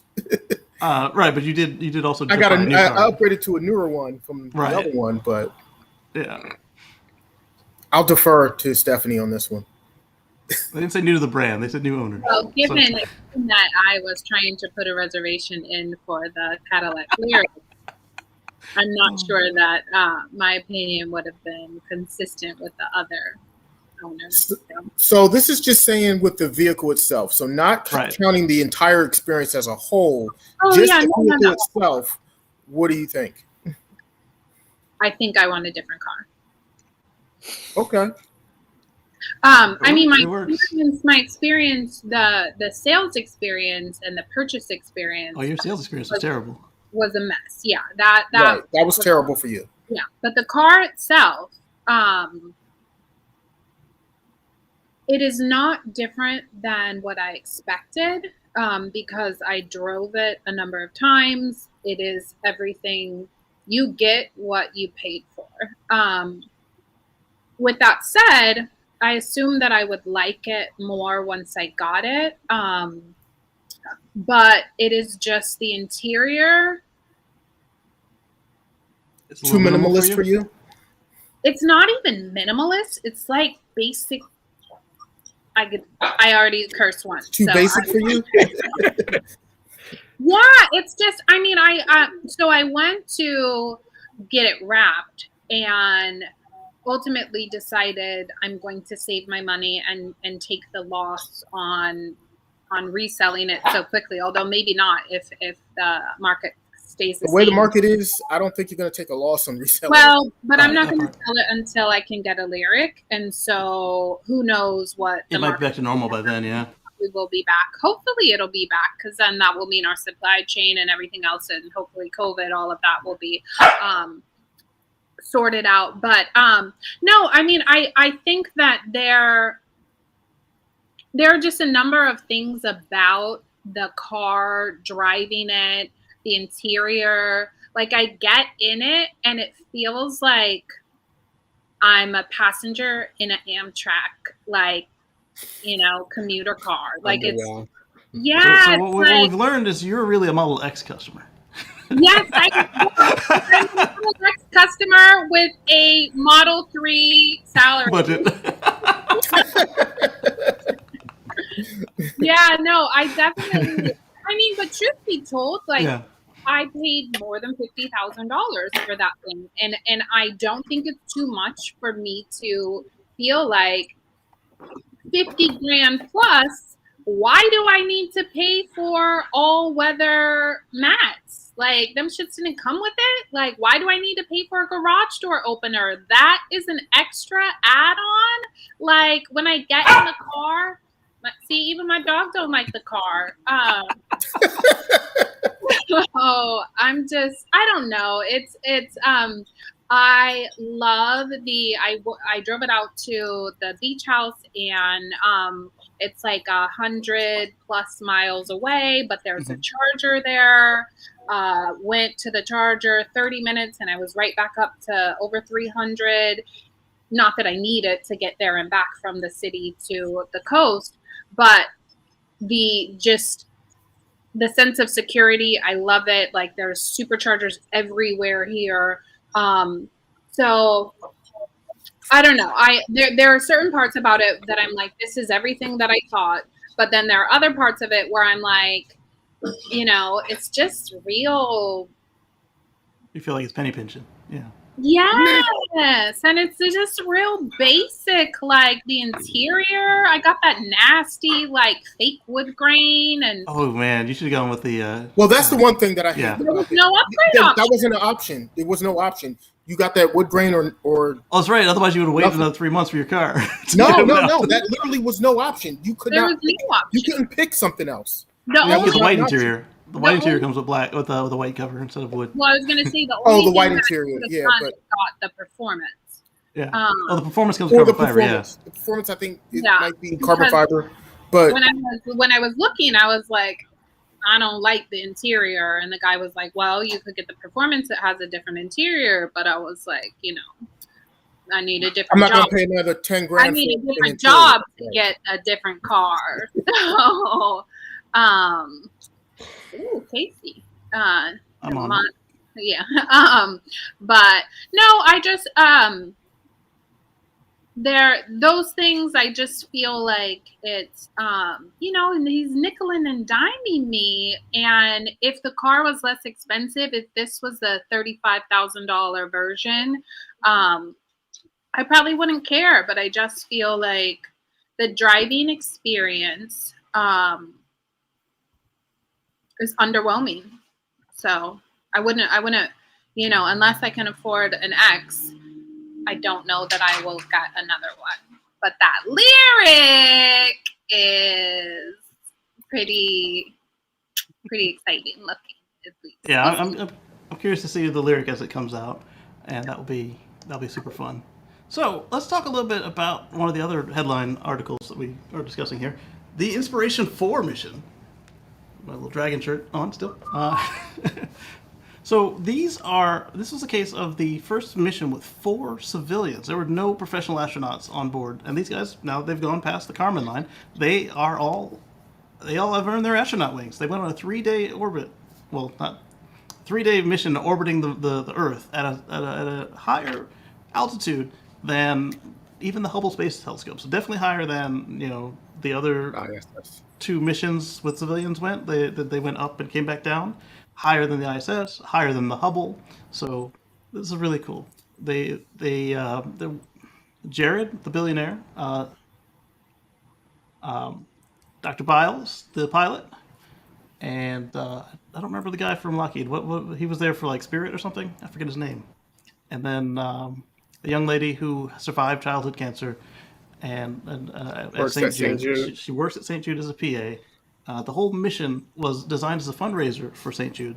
But prior to this morning, they had raised almost $200 million for. Almost. They finally got there.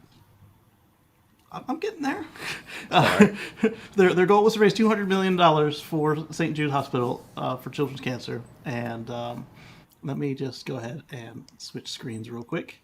And this morning, they managed to run across that finish line, and they are now at, last I checked, $210 million because a certain individual dropped a good $50 million on their donations. Oh, you pesky Elon. At least this one was a fundraiser for a good cause. Like they raised some money for a good cause on this one. Yeah. Where the other ones they didn't. Yeah. But the other ones being SpaceX, or the other ones being the No. the The 2 other billionaires? being Richard Branson and Bezos. Okay, gotcha. Yeah. So these, what I found impressive was like, okay, Richard Branson was like, I'm first. I'm going to do it first. Yeah. All right, cool. Bezos said, oh, I'm going to go a little bit higher than you did or whatever. He Right. goes straight up and straight down. Okay, cool. Right. And Elon's like, here, hold my beer. And he takes him up in the orbit for 3 whole days.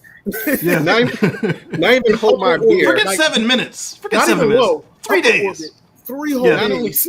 Here's the crazy thing. Not only did he say hold my beer, he poured another drink and had the millionaire take it up there. Like, he didn't even finance it. The other billionaire did. And Right. then you look at this guy, he's like, if you had to rank the billionaires of like how likable they are, it's like Branson, Elon. I like Branson. He's cool. Bezos. And then you get now this guy who's just said, I'm gonna raise all this money. I'm gonna take some of the best I can find and just let them come in. And then you got, Branson, just because he hasn't pulled this off yet. And then Bezos moved from 3rd to 4th. This guy has jumped into maybe 1st or 2nd, depending on how much you like Elon. So he's probably 1st above Elon. So I just like the fact that to the mindset, I watched all the pre stuff before they get there. I watched the Netflix special. The producers did a very great job of getting me invested in all the characters. Dr. Siem, her dad worked at NASA doing Apollo missions. When they lost track of him, he was at Guam, so they kept track of him. uh, Neil came down and was like, "Hey, thanks for helping," because Neil knew that he lost track of Houston, so he knew he had Guam, and her dad was self-taught for calculus. Like the whole story going up there, I was like, "This is awesome." The youngest lady, she was a PA, so they used her as a flight doctor. Everybody there had a purpose from their previous experiments. Dr. Cian had she wanted to be an astronaut, so she already had majority of the training. So this was just second nature to come through it, and She just to she see she their was on track for the stories, astronaut program. She just didn't get selected. yeah. So just to see all their stories, for them to be able to find their actual professions to fall quickly into the roles that they needed to do for the mission was just ingenious. So she had actual astronaut training and flight, so they put her in a pilot seat. They put, of course, he's bought the flight, so they put the billionaire in mission control, and he's had some flight experience, so he's He the wasn't. He backup wasn't in mission pilot. control. He was the commander. The commander, I well, love yeah, how after splashdown they get off Dragon and they're like dancing and celebrating. Like Yeah. that was so cool. And then yeah. this young lady, Haley, she was the first person in space with a prosthetic device.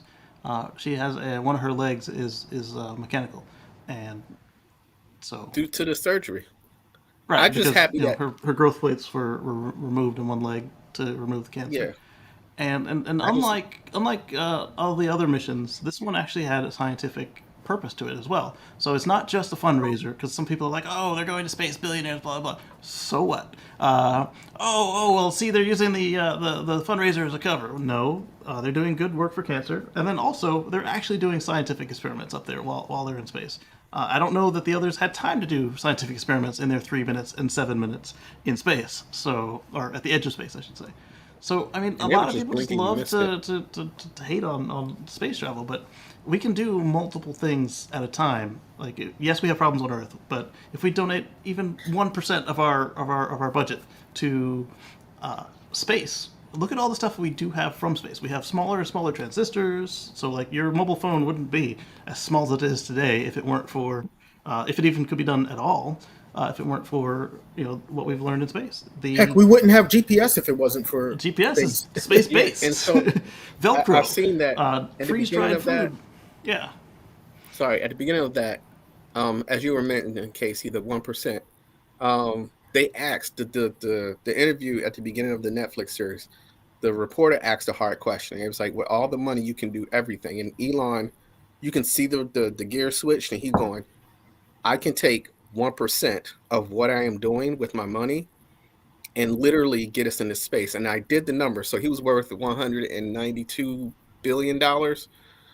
1% of that is just 100. Yeah, 192 billion. So he's just taking 1,926,000,000 of that. That's a billion. That's a little bit under $2 billion of his 982 billion. Like he's literally taking that 1% is literally what he's using for this. And Neil deGrasse Tyson has said the same thing. I just need 1% of the budget to Well, do what we do, and we can the do other great thing to things look with at 1% of is the that budget. his goals aren't selfish. They're not. He's not out there No, buying yachts and extra houses and everything. What he's doing is he wants to uh, advance humanity a little bit, just a little bit, just one more step. So he's trying to electrify all transportation. He's trying to make sure that we aren't all in one place should something terrible happen.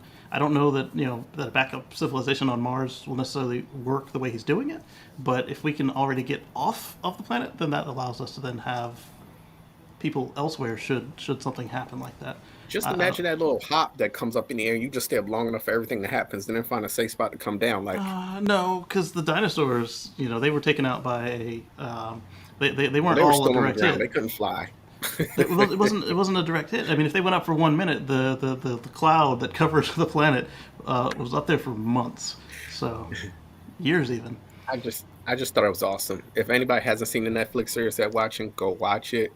Yeah. Also Whenever, the Inspiration 4 series as well. Yeah, unless it's the yeah, same one you're on the talking about. Yeah. Netflix, and it was cool because when they were starting to come down, they show you the globe. And my daughter came up. I was like, "Look, that's your tablet right there." And she was like, "Tablet?" I was like, "You're going to space?" She was like, "Yeah." And I was like, "That's awesome." And that's all I needed to see. And it was just cool to be able to see that screen. On the left was the actual simulator screen, so I still haven't mastered that yet. But yeah, it's You just just gotta great go all around. slow. Go slow and steady. So, Drive Tesla Canada is. There were several people who reported it, but I like theirs best because there was no paywall. Bloomberg was asking me for money instead of showing me the safety information here. GM is warning Chevy Bolt owners not to park within 50 feet of other cars. So you need to social distance your Bolt or Bolt EUV from everybody else until. So they should just do a buyback. I don't know why they haven't. I mean, They can't afford it. the one that they do have, like people calling in to get their cars bought back, and they're getting put on hold. They're getting like the runaround. It's like, just do the right thing. I mean, yes, it's expensive, but you can write it all off, and then you can make LG pay for it. It's not a Chevy problem. It's just that they have Chevy badges on them. Come on, guys. And I mean, because it's literally impossible to park your car with a 50-foot radius distance from every other car. And building. Have you ever gone to a supermarket? Have you ever gone, you can park as far away from the door as you want, as far away from other cars as you want, and when you come back outside, somebody's parked next to you. Yep. So how are you going to guarantee 5 spaces in every direction? Exactly. How? That's not even. It's not practical. So you need 5 cars on each side of you, and then you need 1 car on each aisle away from you. And how are you going to park at home? You can't. Not unless you have like a mansion with a yard, or a lot of acres. Most people don't live. And you burn the trees down. Right. The majority of people don't necessarily live with enough space around them like that to be able to. Can't park it near your house because you don't want to burn the house down. So you can't park it inside your garage or nothing like that. Oh, but now you got to park on the street, but it can't be anywhere near any other cars or building that might be out there. You're going to take out a whole city block with this. It's not that bad, but yeah. Block.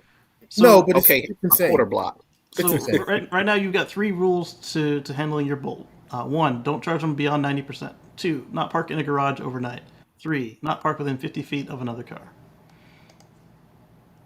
Fail. What about other cars with the same battery? So right now, apparently, only the Bolt uses this particular battery. But this is what I don't understand. This is the same situation that LG had with the Hyundais. And why are we still having this problem if they've already fixed it for Hyundai? Why did they allow themselves to have the same problem again? Why is there no tests looking to make sure that they didn't have a contamination or anode touching other parts of the battery? It was.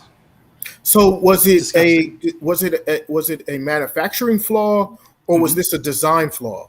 Because I think LG was just making the batteries to GM spec of how they designed it and said, well, that would be how they make a mistake again. Like if somebody told them how to make LG it. is making them. So the question is, which flaw is it? Is it a design flaw or is it a manufacturing? If it's manufacturing, this is on LG. If it's a design flaw, that might be on GM. Yeah, the contaminants in the cells was definitely on LG. But if they're building it to GM spec, then yeah. I also wonder then why didn't they say, hey, we've done this before, don't do it that way? Did somebody at GM say just do it our way or we go somewhere else? I don't know. Possible. But yeah. Either way, it's bad. Some of them had both contaminants and shorts, but there's 2 things that cause it: a short or a contaminant. But some cars had both. Well, I mean, this gives GM a bad name, and it gives EVs a bad name, and really, they just need to do the right thing. That's what it boils down to. So Rayleo's One Gaming YouTube says that the design flaw and the contaminant is LG. Oh, okay. So if they're both on LG, then no wonder they're holding out and waiting for LG to come back with a perfect fix before they do anything. I still think that they should have handled the buybacks better because, like you said, it's really tough right now to meet all 3 of those conditions and live your life with this being your only or your second car. And I mean, with the price that people paid for that car, for a lot of people, it may be their only car. Yeah, it's not like they say first and foremost it's design flaw. Yeah. Okay, so if it's primarily a design flaw, it may be GM's issue. I think it's probably a combination of both. Well, they're saying that LG made both mistakes. Oh, did LG make both mistakes or did? Yeah. Okay. I mean, I can understand GM's position. Then I GM, just, I what just GM think could do that is just buy it back and then just basically sue send the bill to LG and get LG. their money Yeah. back from LG. Exactly. Yeah. Yeah. If they go by the design specs. Yeah. So that makes perfect sense. So if you know anybody with a Bolt that hasn't got the message from GM, make sure that they're not parking next to other people. Make sure that they're not charging above 90%, and make sure that they get in line for a buyback or a even swap or however they want to work it. Like GM will give them options when they finally get on the phone with them, and they are doing buybacks, but the way that they're doing it right now is like, I don't know if they're trying to save money or if they're just overwhelmed. So But so PSA, everybody watch out for Chevy Right. Bolts. If you see one, don't park next to it. Right. Don't go like they got cooties. Just don't park next to them. No, do that. Because if they're right. Because if they're charging less than 90% and you're not parking next to them, I mean they're fine. Like you'll know. You'll get a warning. Hey, temperature high. Get out. So as long as you don't get any warnings, I mean you can keep driving it. Just don't charge it above 90%, and just make sure that when it's unattended that it's safe. I see a class action lawsuit coming. There better be. We saw one that somebody did manage to complete their buyback, and they left it with at the Chevy dealer, and it lit up, and it took 3 other cars with it. One was a service car, and the others were brand new cars. Well, it's a good thing it's a good thing they got rid of that. Yeah, you got to make sure the specs are designed safely designed before you manufacture anything. Exactly. True. So let's move on to something less combustible and less explosive. So Tesla has showed us this is on Reddit, but this actually came from a Tesla Glass video from their YouTube, and in it we see a spy shot of, well, I guess not really a spy shot, leak. It was on the screen for like 3 seconds. This is the window to the Cybertruck. This is the front windshield. Some folks are like, no, it's got to be the Semi. The Semi is a center seat. So if you have a center seat and a rearview mirror is in front of you, you can't see the road. You see the back of the mirror. And it's perfectly flat. So that's the other clue there. So Is that flat? It looks curved on my end. it's flat. This is a reflection. So Okay. the Model X currently has the largest piece of production automotive glass out there. I have a feeling that the Cybertruck windshield will be just a little bit bigger. That's going to look impressive. Yeah. I think it's huge. So It's great, but I would hate to have to replace that thing. Well, hopefully it's armor glass, and hopefully the armor glass lives up to the what they showed us with the Semi versus what they. Well, the windshield is going to be a different material than the side windows. So they showed us the windshield on the semi truck. They showed us with a 3-ball hitch propelled into it a couple times, and it was fine. So if this is made of the same stuff as the semi glass, then or better, then it'll be fine. I hope so. Yeah. But right now the Model X glass is a 2 to 3 person lift, and so I'm wondering, like you said, if you do ever have to replace and it's $2,200. If you do have to replace the Cybertruck windshield, I imagine it's going to cost similar and also have a similar amount of of folks involved getting it on there and getting the old one off. I see Steph's face. This is looking like a high-priced, ugly dog. It's like, not only ugly, I got to replace all this at high price. Yeah, that's a lot of money. Well, with my Model X, I made sure that I have the glass coverage for my insurance.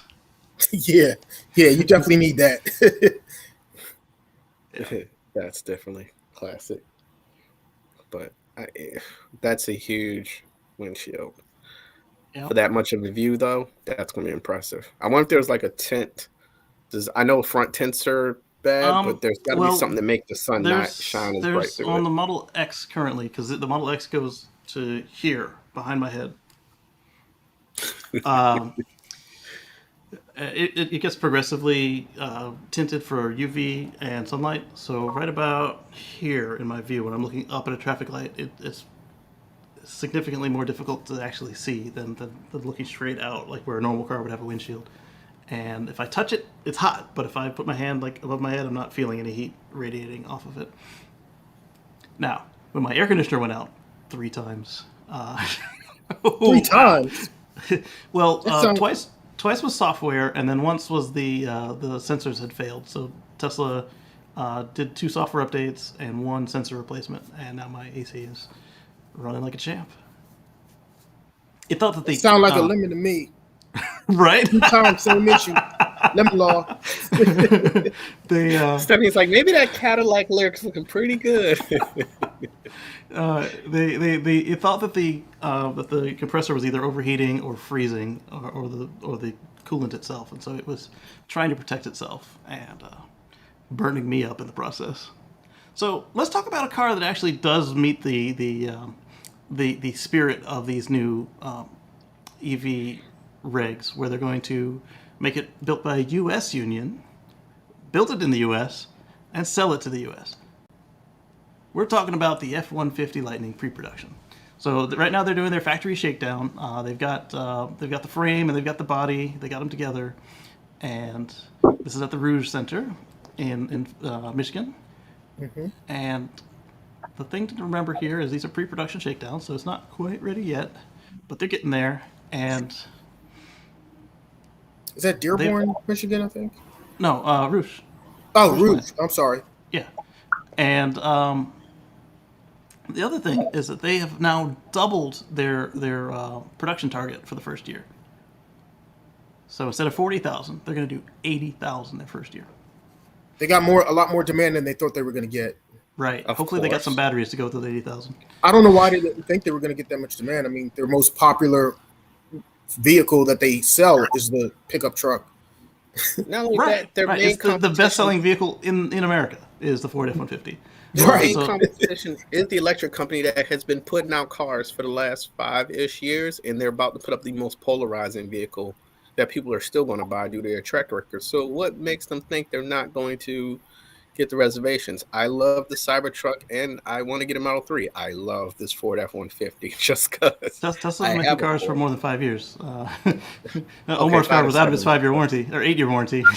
Right. Yeah. It's been a long time. So there are people who will buy a Cybertruck just off of their history alone of Tesla. Right. So Right. the 150 is the perfect balance between having electric and making it not stand out too much. So So the other thing I wanted to point out is that they have their reservations are 150,000. So if they made 80,000 a year, it's going to take them almost 2 years to fill everybody's order if everybody converts from a pre-order to an order. That is strong numbers. it'd be great if they complete them. So I'm excited. I mean, we're talking about Ford, just like when Eddie says that Tesla's not going to do it. I'm like, Ford knows how to make a car. It's True. just a matter of time. I mean, I might see it slip, but I don't see them not doing it. What's going to be critical, what I want to see is them pulling it off and people start to use it in a pure truck sense. Like I want to see people start throwing in loads. I want to see them start carrying. The majority of the big people that buy warehouses. that truck are truck buyers or truck people. Yeah, I mean, there'll be 'cause- a few pavement princesses, but I don't think they're going to be the norm. yeah, the majority of the people are going to be That truck term. people. Pavement princesses. I just want to see them be really successful with the electric version, Yeah. to the point that the gas version sales like really decline. Right. That's what I want to see. I want to see I- that part fall off a cliff. I think we're going to see that. So here we've got. Let's go back to our topic of people using their cars safely and properly. This one actually happened around the corner from me. They're in the person who was accused of this happens to be in 2 of the clubs, or they used to be in 2 of the Tesla clubs that I'm in, and so the article was Tesla driver arrested, spent night in jail for allegedly hitting crossing guard. Video shows different story, and he says these titles killed me, shaking my head. So let's see if we can't get the video. I don't know why I didn't load it up earlier. Yep. Okay. So let's switch. Was it the Tesla driver or was it the actual some other car that hit a Tesla? Because this sounds like a suspicious. Well, let's see. Yeah. Let's take a look at it. Maryland. Yeah, it's in Maryland. Your old stomping ground. There we go. This is somebody's camera. So the crossing guard says that the blue Tesla hit her and drove off.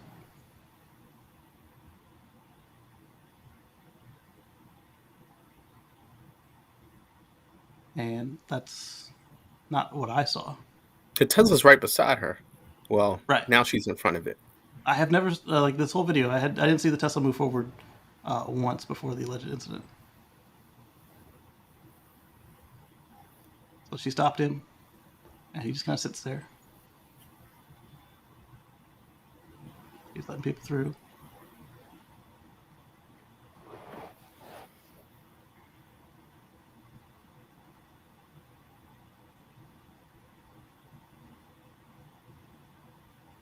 He's got a signal on. He can't move. She's right in front of him. Right.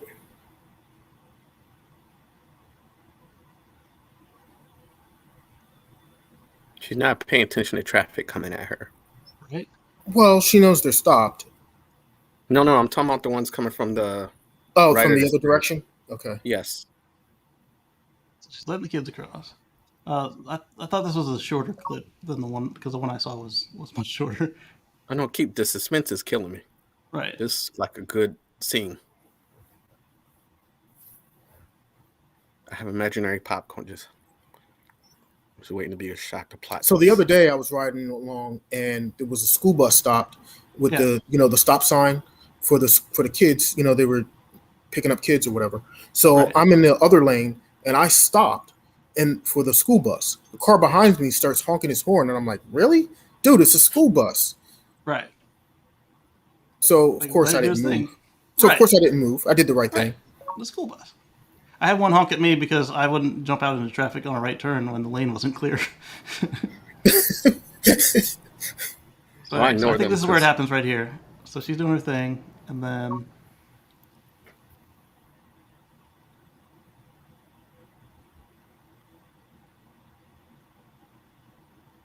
I guess maybe he's asked her why it's taking so long.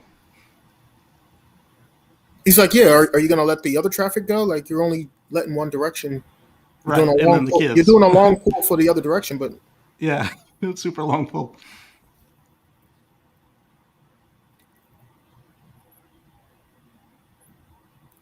okay. So he went around her. Right. Okay. So they didn't show it here for some reason. Like I said, the other one was so much clearer. He was taking a left turn, so he had to go around her. Right, but she wasn't mad that he went around her. She was mad that she backed into the car. So she hit the car, and she. Oh, did she? Yeah. So she filed a report. She's a police officer. Obviously, she's a real police officer. She's a crossing guard, and so she filed a report that the Tesla hit her. Like as you saw in the video, the Tesla never moved forward until after it went around her. He hit her. And so She couldn't have walked backwards into him. Like she totally walked backwards into him, and they came and arrested him at his home in front of his girlfriend and his pregnant girlfriend and his child. His pregnant girlfriend, and his wife. Right. And so Hey, you never know. Then we see the video and we see that the car never actually did move forward. There was a much clearer, shorter version that showed the incident in question. But there we saw the whole thing, and we saw that the Tesla never moved forward. She backed into him, and then she remembered the blue Tesla. It's hard to find a blue. I mean, it's not a very common Tesla color for some reason. They found a blue Tesla. They found it was him. The plates matched. They took him to jail. They wouldn't let him out on bail or anything. He spent the night in jail. And I appreciate cops. What I don't appreciate is false where reporting. did this incident happen? Let's see, where in Maryland did it happen?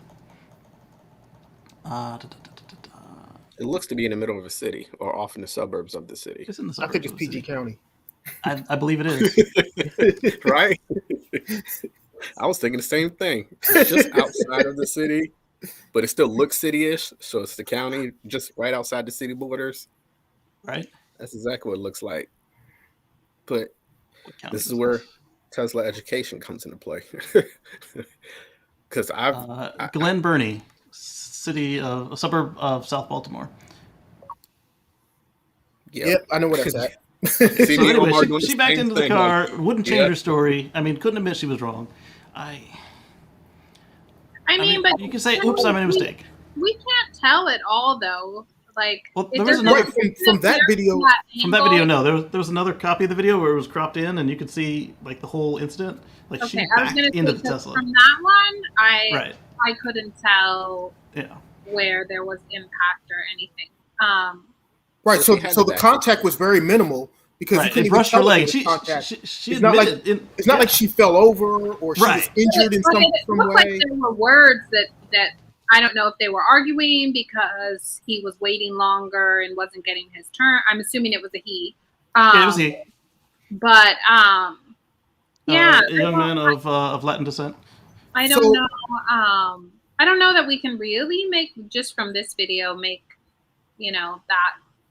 Yeah, It didn't I'll see if I look can like find there that was video. contact, but this is also a terrible angle to try to decipher what actually I happened. mean, I don't have an issue with there being an issue and dispute, them trying to figure it out and work it out and all that. And I don't even take an issue with them making a report, the cops coming to go talk to the alleged suspect and all that. And everything. My only issue is you're really gonna take somebody to jail for possibly striking someone with no injuries. It's not. Brush There's her not. leg. Yeah.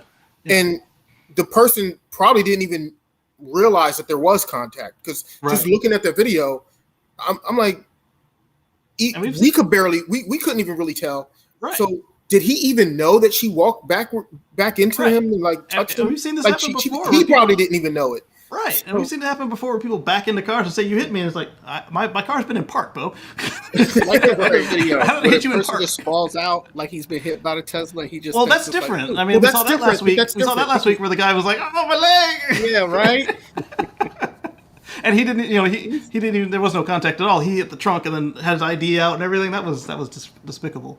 I think this is more like we've seen in the case before, where people walk backwards into a car that either wasn't moving or was in park, and then they swear up and down, "No, it moved. It got me." And it's like literally, you just forgot what was all around you because there's just so much going on.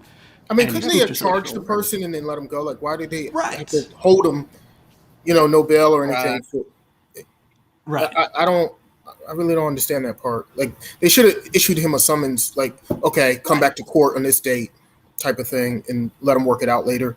I don't know, because That seems. I mean, And it would be different. It would be completely different if it was an accident with injury.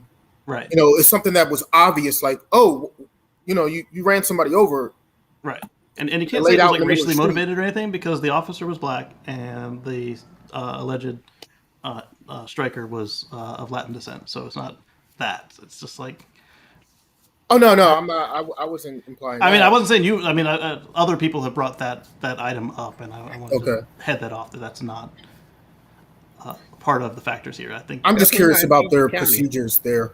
That's the all. But procedures seem a every little bit too strict. every jurisdiction is different, and they all have She to. didn't even end her so- shift. Like she didn't get a scratch. Like literally, she had to dust her pants off.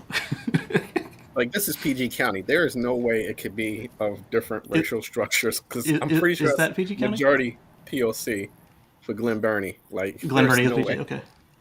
For as last time I remember, there's no way it could be a racial thing because you got Latinx descent, which makes sense, and an African American cop. This is like equal level of.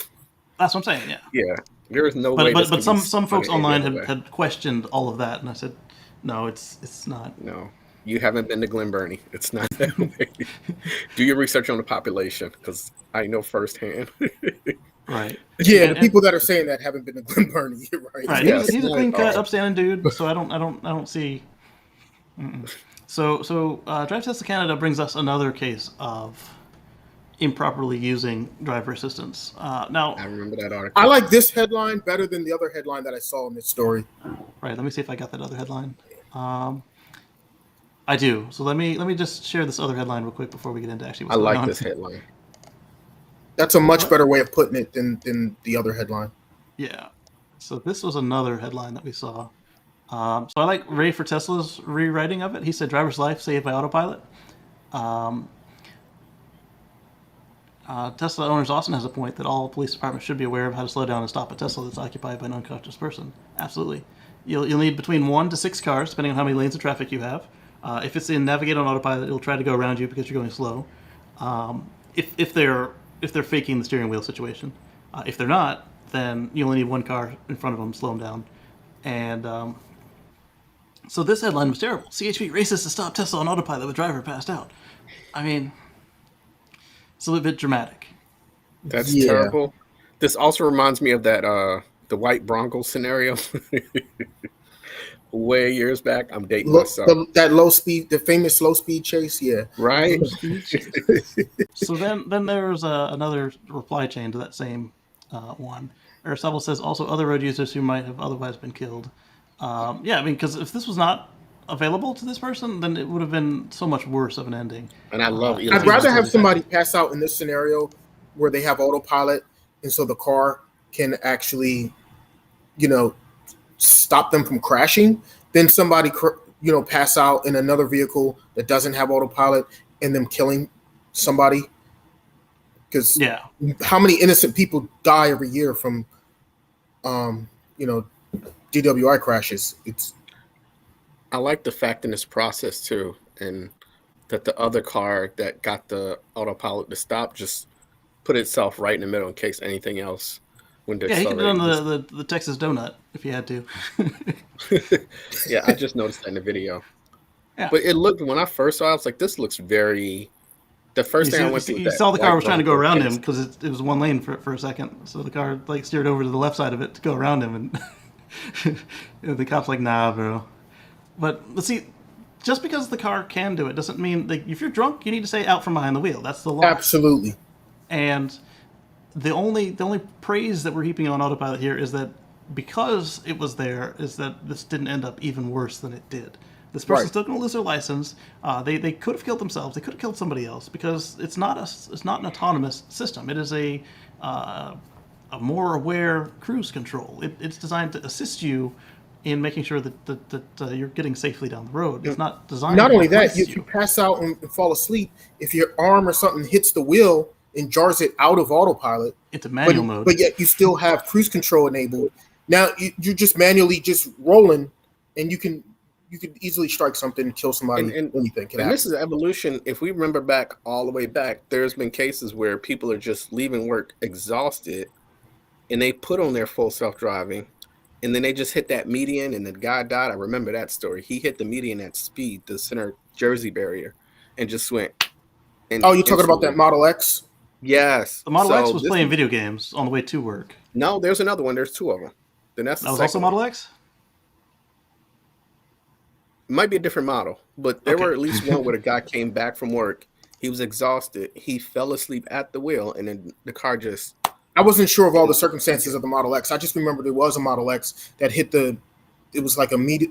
It was messed up. It was like in California, I think it was. But there was a barrier in the middle that had already previously been damaged from a previous accident that was never repaired for a very long time, right? And then that Model X struck that barrier there. The wall. The wall. Solid wall. Because there was no barrier anymore. Right. There wasn't that crumple zone that they normally add there. Right. Yeah. So there was no additional crumple zone there. They just hit that concrete wall, and unfortunately the person lost their life. I remember that incident, but I don't remember the circumstances of how that incident occurred other than autopilot was involved in some way. I believe he was tired because they went to the black box and they said that he didn't respond to any of the alerts, like at all, and that's where they started doing the. That's what most of them. Yeah, but not responding to any of the alerts doesn't necessarily mean that he fell asleep. It could have been, but no, I think they went back to him being unresponsive because he had just gotten off. But you can be unresponsive because you're playing a video game. No, that was a different one. I know what you're talking about. This one guy was I forgot the article, but he was asleep at the wheel. Wasn't there one where somebody was watching a movie or something? That one, the guy was alleged to be watching a movie by the guy who ran him over. Yeah, that was the original Tesla autopilot crash. That was around the corner from my grandma's house. The guy who ran him over with his tractor trailer said that he saw the screen, and the police were like, wait a minute, how did you see the guy's screen as you're running him over with your trailer? 45 feet behind you, yeah. They did find a video player with Harry Potter in the deck, but it was in the back seat, off. It was not on. It was closed and latched. It was never Oh owned. yeah, so that Yeah. wasn't the case. So Was Right. he It watching was- Castle and Castle? Oh, that's somebody else now. That's an inside joke, that one. But yeah, Somebody we know it's is been being a irresponsible with the it's system. been a growth with that. If anybody's paid attention to the history of the accidents that Tesla's been in, this is that growth of the autopilot. So as much as they can say, "Oh, Tesla on autopilot," this is a Tesla doing its job with all that learning that is had to go back into the system to change the software, and it's now getting to a point to where, oh, you're drunk and you're not stopping, and something's telling us to pull over. We're just going to pull over to be able to be safe. So this is a to me, looking at the casualties, this is a very drastic improvement. I like the way that the guy wrote the headline to Tesla saves drunk driver, but again, this is not what it's meant for. And True. and another example of bad headlines, etc. the thing is, Somebody we're said, not well, there yet with the autonomy. Like if we Right. when we eventually get there to complete full self-driving, then you'll be able to safely get in your car drunk or whatever and have the car just take you home, because a nap. that will at that point be 100% hands-off, hands-free system, which this is not. We're not there yet. Exactly. Nowhere near So Bob the way that I was introduced to this article, the tweeter said that they couldn't find a way to blame Tesla for this, but it's another example of what happens. This one, Good Samaritan smashed truck window to rescue unconscious driver. Video goes viral. This guy, based on what I read earlier about the incident, he passed out. This car has no autonomy other than cruise control, so it's level 0 autonomy, and they came to stop. People are trying to break the glass, everything. Somebody jumps up with something metal in the back window and is able to get in, gain access to the vehicle to help rescue this elderly gentleman. Unfortunately, he was stopped Yeah, before he passed out. right. He Because must if have he passed out wasn't, at a it would light have or been whatever. a missile. Yeah, Right, because otherwise, yeah, it would have just been an unguided missile, and who knows what would have happened. Oh, right. I can say firsthand that's ridiculously dangerous. There's been I have Well, this person, had I think, had a two. medical issue or something, or whatever. Oh no. I've honestly, there's been two medical issue scenarios. Uh, the one that had put me in the actual hospital, but that wasn't. I actually ended up in the parking lot trying to put the vehicle in brake. Actually, the same vehicle.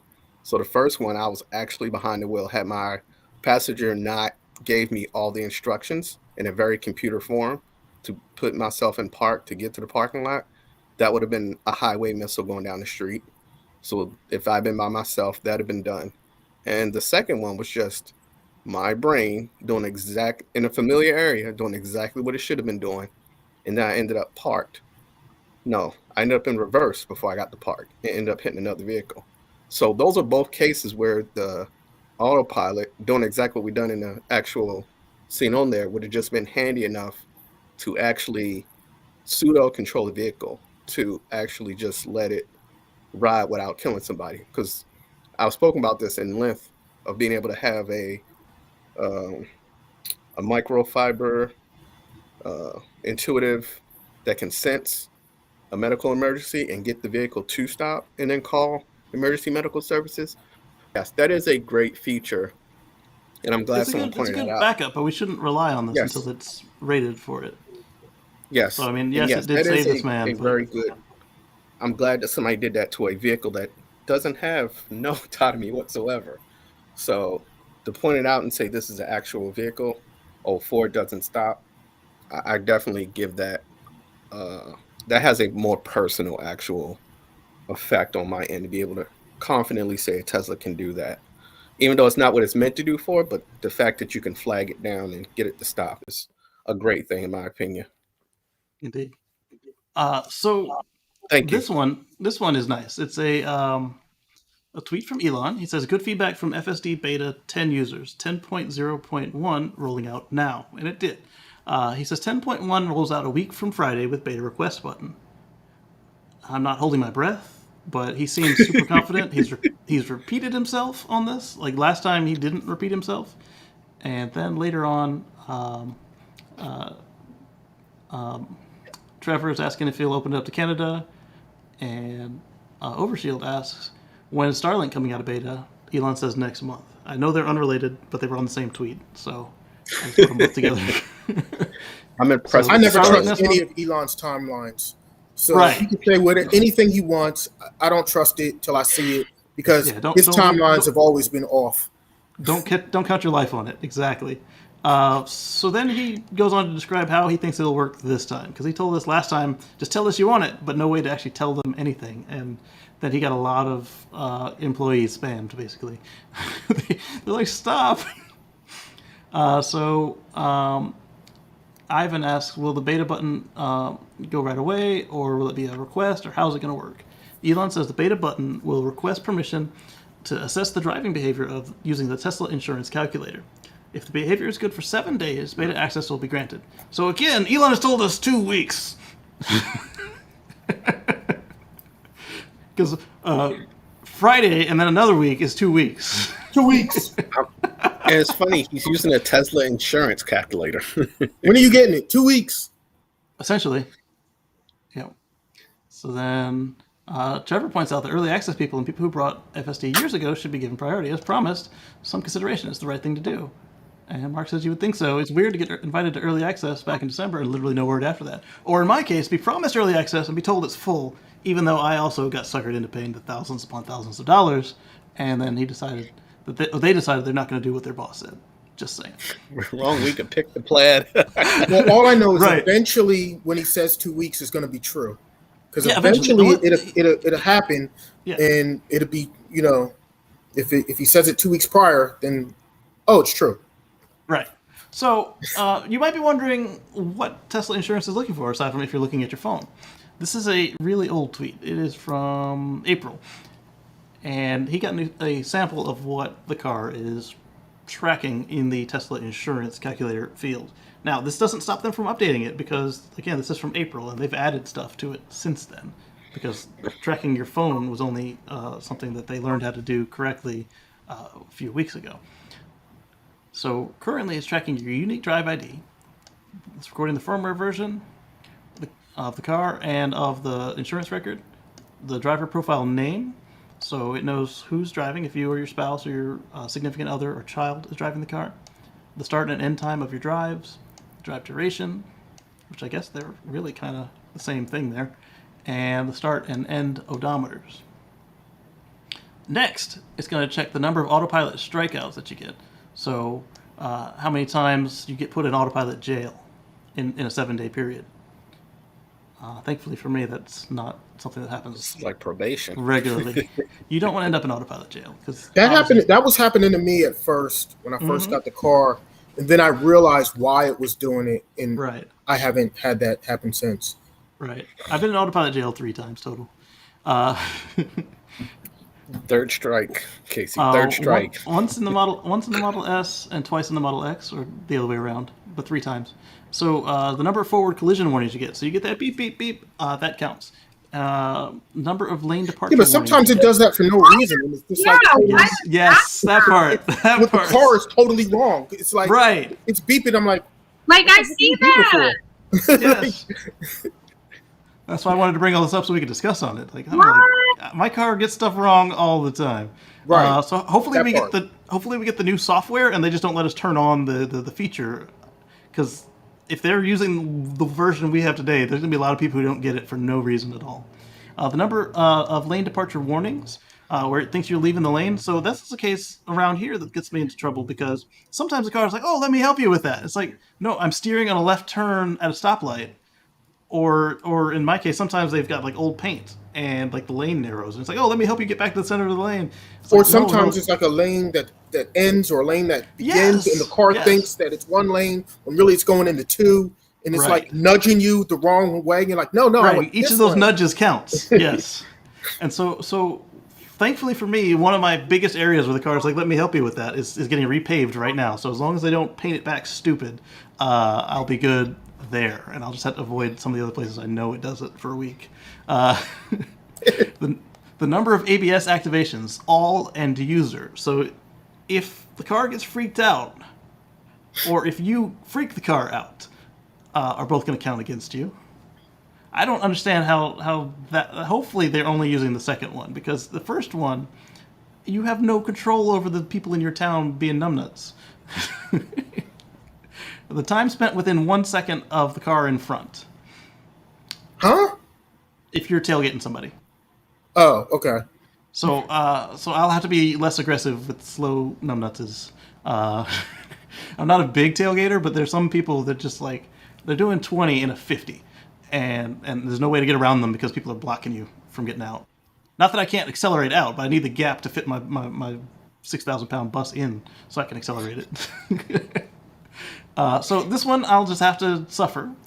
This one scares me, the number of times spent within 3 seconds of the car in front, because my autopilot lives 3 seconds in front of the car in front of me, except for when it's accelerating super slow. So I don't know, do I get it back? Does it just not count all the times when you're in autopilot since the car is doing it itself? I don't know. That's what I'm saying. Do I need to set my following distance even further back? Because it's already pretty far back, and it spends a lot of time within 3 seconds of the car in front of me. The problem I have with that is, like, if you're that far back, dependent on your traffic situation, you're going to get all types of people just coming in front of you, cutting you off, which is more dangerous than just being a little bit closer. So, especially if somebody starts raging on you because they couldn't cut in with the rest of the crew. Yeah. So the law is 2 second following distance. So I don't understand why they don't do that instead. Acceleration variance is the one that scares me the most as a P100D driver. What does this mean? Right. What does this mean? Service mode, this is another one that might concern me, but hopefully I have the update before my car goes in for its next service. But at least they're not going to count any technicians driving your car against you, except that my local place asks you your code to move the car, which they don't need, because all they got to do is use their laptop, and they can do it, and it'll be properly in service mode. Ferris Bueller's Day Off. Whereas if they use my code, then it could still be in user mode, and they could screw me out of my full self-driving. And delivered is one that none of us should be worried about, because that means that your car is coming from the delivery center to your house. Like when they tried to drop it off at Stephanie's driveway when she wasn't home. So that one I don't think will bite anybody. But this one right here, the acceleration variance, is the one that scares me the most. Exotic Geeks is asking ABS. So that is anti-lock braking system. So if the anti-lock braking system steps in for something you did, like if it's a sudden braking event, like if you're stopping on wet or not perfectly tractioned surfaces, like it's got gravel or sand or just any other reason why the car is going to pulse the brakes so that it doesn't lose grip, that's ABS. And then, yeah, absolutely. I don't know. This seems like there's going to be a lot of people not getting the system that are going to be mad in a couple 2 weeks. Honestly, wouldn't you rather give more assistance to bad drivers than to good drivers? Yes. I mean, I'm just saying, if you're a bad driver, maybe you need more help. So, like, maybe, hey, give it to the bad drivers. So hopefully they'll use it more, and then they'll be safer on the road than they normally are, since they're already bad drivers. What I'm saying. I'm just saying. Just throwing that out there. Right? So there's a lot of basic stuff that insurance companies can get via companion apps and dongles, but Tesla can go a little bit further, which might be why they're able to give you more of a discount on their insurance. I bet a lot of insurance companies would love to get their hands on this kind of data. I wonder if they could get a subscription. Like, hey, you got a Tesla, and if you give us API access with this insurance company mode, instead of a dongle, we'll give you an even bigger discount than the people who have the dongle, maybe. I don't know if Tesla will even allow them to have that, because they're going to want to sell you Tesla insurance. There's a lot of strong signals on bad driving. For this data, it's easy to pull out behaviors like tailgating, time to car in front, collision warnings, ABS activations. Inattention, the number of autopilot strikeouts and warnings. See, the autopilot warnings is another one that gets me, because a lot of times where I'm properly holding the wheel with torque, and the thing is like, hold the wheel, hold the wheel. It's like, what's this? Right. It's like, I am holding the wheel. Hold it harder. It's like, if I hold it any harder, you're bumped out of autopilot. It's like, what is that? Right. The Pawn Stars meme where the kid and the dad are fighting and the dad's throwing a chair. It's like, hold autopilot harder. And it's like, oh, too hard. It bumps out of autopilot. Interesting they track rapid acceleration, considering that Tesla sells performance cars known for fast acceleration. See, that's what I'm saying right there. It should be if you're using it safely, because there are times like, if I'm the first person at the stoplight and I get safely to the speed limit, and I'm not tailgating anybody, why care? I mean, some cops will get their feelings hurt and write me a ticket for display of speed, but no, if I was displaying speed, I'd push the pedal all the way down and I'd be at 70 by the other end of the intersection, not exactly the speed limit, officer.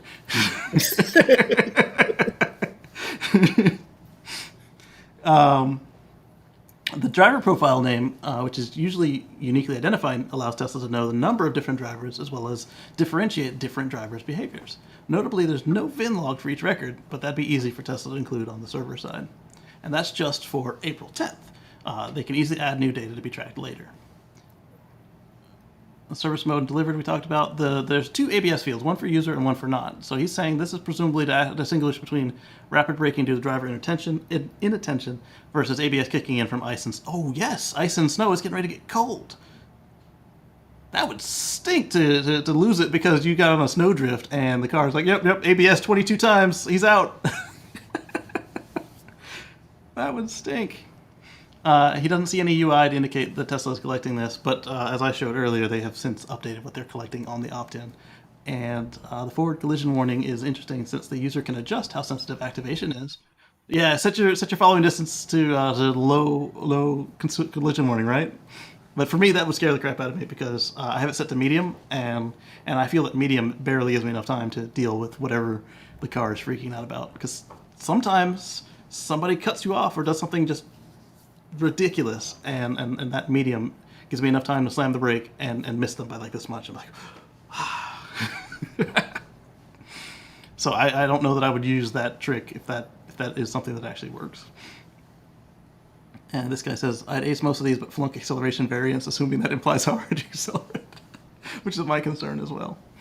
So what do you all think? And the next question also is will they do the evaluation for you, even if you're not a subscriber of FSD, so that you can, find out if you would even qualify for the button as soon as you give them the money, or you pay the money, find out. Or do you have to pay for the?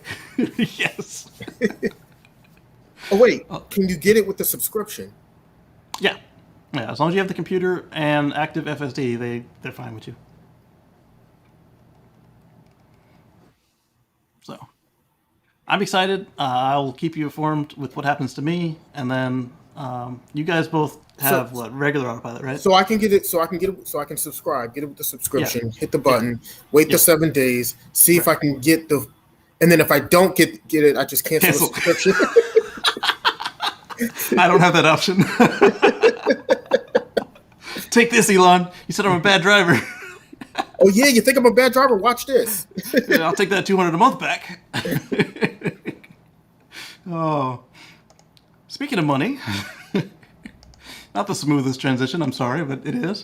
Rivian is going to raise $8 billion in IPO, the fourth largest in a decade, if reached. Look to late October or November 2021 for the offering to play out. And then Elon responded that maybe you should have at least one car per billion delivered because he's petty like that. Yeah, but they're rolling cars off the line now. So that's what I'm saying is now they've got them. So they will have that. Just build 2 more cars and you got this. I like how Elon plays for really call people out, and it's like, okay, he might be right. We got to step it up. Sometimes he's got good points, and other times he's just being salty AF. And RJ is like, the shade. I don't like the Elon, but you're right. And just goes back to the drawing board and be like, y'all got to do this because Elon's making fun of him. Right. Or Petty Elon as he goes when he does it. So it's where how he pushes people forward, and then like he gets into that bromance with like Ford. Right. So it's very interesting. Robert saw a poll saying that 76% of the people didn't want autopilot in the UK. And if I were in the UK, I would probably agree with them. That the version you get is so useless. It can't take turns that are too sharp anymore. It used to turn just like ours do here in North America and elsewhere in the world. But now, if it's too sharp of a turn, it'll just let go. It's like, oh, you're on your own, and it'll just, I don't know what happens next. Does it crash into a barrier, or does it stop? But like literally, it'll just, in the middle of a turn, it'll give up. turns It's the like handles those here. movies where the person just jumps out. Right. Yeah. And so then your smart summon is like super useless. It's enough to get out of a parking space, but I think classic summon could already do that, go straight out of space. So well now it's because like it's it'll come out and nerfed over turn. there. It's What? nerfed because but it's nerfed over there. That's what I'm So saying. Is that I think the right. regulators made Tesla have to really severely nerf it to the Right. point where I wouldn't want it either. Right. Yeah. So it's not Tesla doing this. It's the UK and EU regulators doing this. Like we saw in Singapore, they pulled all the games out of the car, even though you can only play the games when you're in park anyway. The car has no games in Singapore. That's terrible. It's like, come on, guys. So And yeah, it doesn't work when you're driving. So what? Right. No, Right. that's the Singapore. So since they charge the same price in the UK and the EU as they do here, with today's system, I don't know. I think I would probably be part of those 76% that don't want it. But thankfully, we do have the real version here, so I got it. Wait, but the autopilot was free. Yeah, it's still free. The basic is still free. Yeah. Yeah, Free. but it'll behave more like we saw with Sandy in the Ford, where sharp turn, I'm letting go, and then you run into the truck. The same one we talked last week. Sandy Monroe was complaining about the Ford Blue Cruise because it's crap. It's hands free until you get to a turn, and it's like, come on, guys, what is this? So Sawyer Merritt found somebody else that's going to lose their job with Tesla. We got a view inside of Terra, Texas here. Yep. I see lost job everywhere. Man, stop with the spy shots, y'all. You need to make sure that I'm whoever just you're trying to sharing lose with, your job. right? Stop Make sure whoever you're releasing it. sharing with isn't going to share again, and don't definitely straight share it yourself. I mean, come on. They know exactly who was assigned to that structure to that day, and well, Bob's going to point at you and say he's the one with the camera, and you're done. Just saying. He did it. Exactly, because he's not gonna take the hit. I like this free medical insurance. He did it. Yeah, and then when everybody else agrees, and then they subpoena your phone, and there's the video. Whoops. So this one is kind of a sad day. The Tesla referral program is basically second time it's been canceled. I made a video about this 4 years ago now. It was between my Model S and Model X where they'd canceled the Tesla referral program, and then as you can see, the fact that I have the Model X that I referred myself with, they brought it back. But That was when they again. changed it, right? Because That's when they changed instead of it. giving Yeah. out all those gifts, they started just giving out miles. Exactly. And But- so I don't know if this is permanent or if it's just the fact that they can't make enough cars, and so they're not trying to give any incentive to either party. They're trying to anti-sell their cars right now. That's what I'm wondering. Yeah, it feels like that. So it used to look like this. You go to the site ts.la/kc1109. That's mine, and it would give you 1,000 miles of supercharging on any one of these vehicles, the S, the X, or the 3. Now, when you go, it will offer you just and not just solar, not solar and Powerwall. Only if you buy the solar roof with the Powerwall will they give Only you solar roof. with Powerwall. With Powerwall. Yeah, solar roof with Powerwall. Well, they'll only sell it to you with the Powerwall in Right. conjunction. So, But if you find a way to get it without it, then it doesn't count. You can probably find a designer who can get it without it, but it's still a nice discount. It's what, $500 off for each person. So if you're for yourself for a solar roof, that's $1,000 off. yeah, but if you refer somebody else, Yeah. but you're not purchasing anything right now yourself, like what are you getting? You get cash. Yeah. Really? Yeah, Okay. it's cash. Everything. All right, that's cool. Cream. That's cool. Everybody likes greenbacks. All right, that's Yeah. cool. What's cream, Daniel? Money, grass, forest. No. trees. Cash rules everything around me. Cream. That's right. Dollar bills, y'all. Dollar bills, y'all. So the one other good thing that came out of this is apparently, according to court documents, the Tesla solar price hikes are going to be reversed. Now, what does this mean? For sure, if you were one of the people who you had ordered Tesla solar roof or retrofit solar panels, and they came up on you with the price, but you don't have your system yet. According to this court document, they're going to bring it back down to what they promised you. And speculation is, does that mean that the current prices are going to drop? I would say probably not, or at least not for long, or not right away. So whatever caused them to spike the contracted prices on people, they're going to correct that. And then there might be a little bit of a difference. I doubt it, because what they've done since all of this is they've gone to the prefab systems where you order small, medium, or large, and since they're not interfacing directly with the house, they're putting in a meter collar, and they don't come inside the house for any of it anymore. I don't know that this will have much of an effect on the prices you're seeing today at Tesla Energy. I don't see it either. I do like the way those tops look. They do look Recently good. showed the ability to send someone a key to test drive your car. That would be the new referral program. I heard about that a while ago. Yeah. I don't know if that's what they're prepping for, and that's why they changed it for now. But Yeah. I mean, you would think that they would change it, after they implemented that, and they would just change it over to that. Right. That would have been easy enough to do. So I think they're just pausing referrals altogether for right now, because they have way too much demand than they can handle right now. Yeah, because we saw when the first versions of the new app started to leak, we saw these references to the new referral program. But I have a feeling that what we're going to see is we're going to wait until probably at least until the end of the end of September here, to see when they need to build up that demand a little bit more. I think that's when we'll see, if referral program comes back, that we'll see that new system come online. I don't know that I would let somebody drive my car unsupervised personally, unless I was like touring it or something. It's a little bit of risk involved letting somebody just drive a P100D unlatched. I wouldn't do it, and I don't, and I just have a long range. I don't even have the right. version. I don't know if I would do it in SR Plus. That's still got power.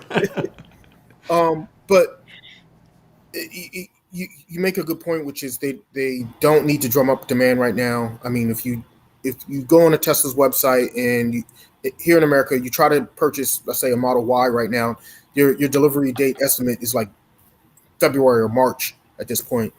I don't think they'll probably bring the referral program back, and at least bare minimum until Giga Texas and Giga Austin come online. Because once they have those two factories up and running and they can produce a lot more volume, then they may bring it back. But until then, I don't see that happening. Exactly. That's where I'm feeling as well. So this tweet from Elon's World brings up a really good point, that Tesla has already sold more than 2 million vehicles worldwide. Look at that. So nice. The blue is Model 3 and Y, and the red is Model S and X. And then we see that the S and X kind of stood still for a minute because they they stopped making them for almost a year. This nice is what million vehicles. This is what pushing original legacy automakers to the electrification and improving with Chevy improving their lineup of and the Nissans. It's what's pushing them forward. Because if they're pushing out this many, then there's no way that somebody ignores that, especially from a startup like Tesla. Right, and so they're saying that counts vehicles sold up until today, as of September 18th. So that would mean that they're looking at registration data. So I have a feeling that once we see the Tesla data, we'll see this in the quarterly report saying, "Hey, 2 million plus, baby."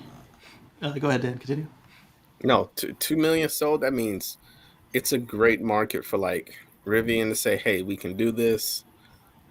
Any other automaker to actually break into it, but Rivian's in the front right now as an original startup. So this is going to be fun to see. I want to see how Lucid sells before they start getting lower after this also. And we already know that Porsche Taycan, and I think there's another one out. But Here's what's going to happen, Dan. Tesla's not going to sell less cars while these other EVs are coming to market. What's going to happen is Tesla's going to continue to sell more and more cars. They're going to continue to have growth, but the market that's going to shrink is going to be the gas car market. Oh yeah, I That's the agree. part that's I going to agree. shrink. I agree 100. What's going to be interesting is seeing other companies that are traditionally made ICE vehicles see this data and go, we have to start making a viable electric vehicle if we want a piece of this pie. Well, I Because think we they've just already seen the writing on the wall because they all have EVs in the works. If they're not already those are in the producing works. EVs, This number is going to accelerate that, as we just saw with the Cadillac Lyric reservations, the Ford reservations for the Lightning. I want a Ford Lightning, for Christ's sakes.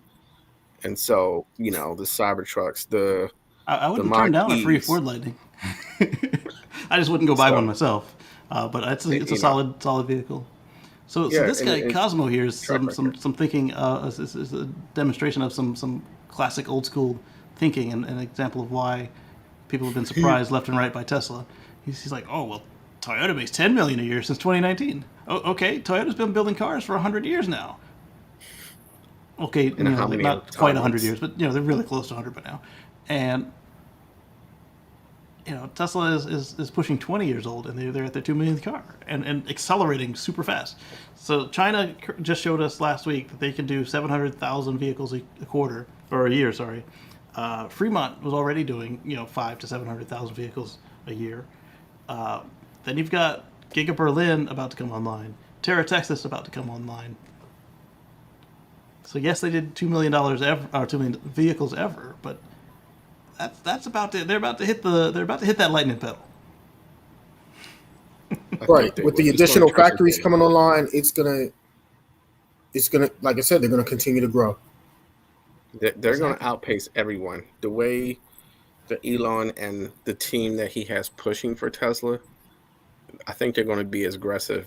I think they might outpace even Ford and others until they dedicate 100% into putting out pure electric. Because the way they're slapping up, Tesla's getting penalized for getting ahead of regulations as far as building. So, well, that's the thing. One of the big races that Tesla is racing against is not everybody else. What they're racing they're racing against themselves basically, but they're racing towards full autonomy. Yeah. And right now they're way ahead of anybody else because of their AI and what they're doing and with Dojo and all and everything. Like when they get to that full, complete autonomy and being able to perfect that and get that right, that's going to be like pretty much game over because like nobody, like everybody, realistically, everybody's going to want a car that can just, take them where they want to go and they don't even have to think about it on a regular basis. You can watch a movie, you can read a book, you can do whatever you want at that point, take a nap, and you can go to the bar and go drinking, whatever you want, and the car's driving. You're not even gonna have to think. Especially if you can do it in a rural area. Of course, regulations is gonna dictate that as well because you need that to move along in order to allow it. But as we saw in the UK, but they can take it back. But they're quickly getting to the point of being technically able to do it a lot faster than anybody else. Well, plus when they come back to the politicians and say, "Hey, look, we're 9,000 times safer than a human driver. Why is this still banned?" They're going to look like really, really dumb people in front of their constituents when you say, 8,000 people would be alive today if you hadn't blocked this stuff. So I have a feeling that once they prove that they can do it technically, they're not very far behind allowing it to be done legally. So earlier in the show, I mentioned that I don't believe Elon's timelines, and Omar backed me up. So this guy, Nevin Reed, he said the same thing that Omar and I said. I take Elon Musk tweets with a grain of salt. I'll believe it once I see a software update that had that button. And Elon had to come back and respond to that. He's like, it will be there. We'll see. I like how somebody calls him out and he goes, trust me on this. And it's like, how do we trust you? You don't come through with anything. He's like, right. Especially last couple times, we're like, 2 weeks. And Elon's like, I know it sounds like I say 2 weeks a lot. I was like, well, if you know it, use another time. And he's like, all right, I'll define 2 weeks 8 different ways. This is something. This sounds like his the thing is, he does do what he says he's going to do. It's just never on time. He's never on time. He's almost never on time. Okay. So the Model Y released early. No, everything else is not on time. Right. Let's see. So this one was an interesting thread. I get a little frustrated by people in the program saying that people not in the program shouldn't be able to try the beta. But this guy asked him without baiting him. He's like, "Hey, when do you feel it'd be acceptable? When do you think beta 10 would be good enough you can turn on as easily as FSD?" And he says, "Responsible drivers, hands on the wheel shouldn't be a problem. I do think a short training course requirement before enabling it would be good, though." See, that I'm fine with. Like that, rather than gatekeeping and saying, "I've got it, you can't have it either." No, that's. Mm-mm. But that's okay. He said they need to know how easily the car can now turn the wheel. The current version can't usually jerk the wheel hard left or hard right. Beta can be like, "My people need me," and take a 90-degree turn out of nowhere. Of course, it's extremely rare. And he says that's interesting. Maybe if the car is extremely confident in what it's doing, it'd make an extremely aggressive lane change. So yeah, that's basically cranking the wheel to make the change. I've definitely seen that in videos, but I feel it'd be a whole different to experience it. Yeah, and so that I'm fine with. They always tell us, hey, the car will do the exact wrong thing at the wrong time. But if we've signed up and agreed to that, then just because other people think it's dangerous doesn't mean that other people shouldn't be allowed to use it. That gets me further frustrated, especially watching how this thing has rolled out. So 7 days will take into account giving people access. Will that be after the people press the button or 7 days prior? And he says the Friday button, then 7 days button press if you qualify. That's 2 weeks right there. That's the definition of 2 weeks. So, and then James Locke is asking if we're going to get yet another software update, because that's the one I'm on now, 2021.32.10. And I added one more video to it, so I'll hopefully get that done this afternoon. Maybe. We'll see. I'm slow at getting my videos out. Sounds like everyone who's safe will get it, fingers crossed. But as we discussed earlier, safe has a lot of caveats to it. But remember, he said 10 days, 196 days ago. Just saying. Right, that part. Watching Inspiration 4 couldn't help but think about the possibilities of manufacturing with zero-G. Exactly, especially when you can send 100 tons to orbit per shot. I just think when we were mentioning earlier with the being able to get it almost automated 100% to start putting the Tesla together and shipping, just imagine Elon's taking a step from Ford almost 100 years later with the assembly line process. Yes. And just one up at him and be like, "I got mine's all automated." And Jim Farley's like, "I don't like you." Right. So we got a couple on the space theme. Owen Sparks was talking about how Chris Dombrowski is watching Spaceballs while getting ready for Splashdown. I think that's a good idea. So the same way that our cars can replace the driving interface when you're not driving with movies and stuff, I did not realize that Dragon would do the same thing. That is super cool. I mean, because what are you going to do while you're waiting for hours for the other people to do check-ins that you're not a part of? You can watch a movie on your half of the screen. That's cool. That would be. I like it. Yeah. And so speaking of manufacturing in space, Elon liked this tweet. I don't know if he commented on it. I don't remember. So Eric X says SpaceX Orbital Refueling Depot. And we got a bunch of starships. And you've got connections and a central hub. I think Elon did tweet on it. Let's see what he says. Wait a minute. Can we go back to that for 1 second? Yeah. Do you know how humongous that thing would have to be? Because you know how big Starship is? Right. Starship is huge. Manufacturing in space. That thing would have to be humongous. I mean, I can't even imagine how long it would take to build that thing. As a Trek fan, and they mentioned this before they actually launched, as a Trek fan, this reminds me of an actual starbase where people actually have to refit the ship for something, do actual damage fixes. I am personally excited about seeing this picture.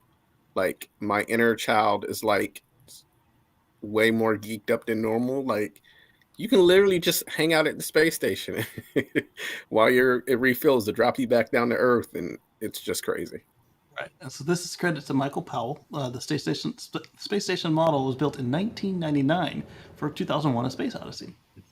That's cool. Let's see. As cool as it looks, I think the cheapest option isn't just simply leave starships in orbit and leave them as propellant depots. At most, maybe some custom depot starships with no TPS or wings only. I thought that Elon responded to it. Hey, Jared says it's great. Love space. You know. Our favorite, our favorite guy to go into space. I do also like the fact that he put the crew up a mountain just to get them used to the toughness. Right. It's also good team building exercise. And Dr. Cian says, "Best ride of my life. Thank you, SpaceX." Splashdown. I'm gonna follow her just off of this. I love her story. Am I following her yet? I am. I'm not. I am now. Her story, watching the Netflix series, her story was by far the best. That besides, it was like her story and then the physician assistants. Like there was nobody else that they wanted to pick, and St. Jude's was like, "You're going," and I was just like, "That's so." I got the whole crew. Yeah, right. They strategically got the most qualified random people to do it, and I was like, "This is just, it's particularly awesome." These are people who dreamed of it all their life, and it was just awesome for me to see. Right. And Breakneck Trent also says, effortless to move heavy parts in space. Exactly. I think that we'll start to see like asteroid mining and stuff coming up soon. They've already been pushing for that too.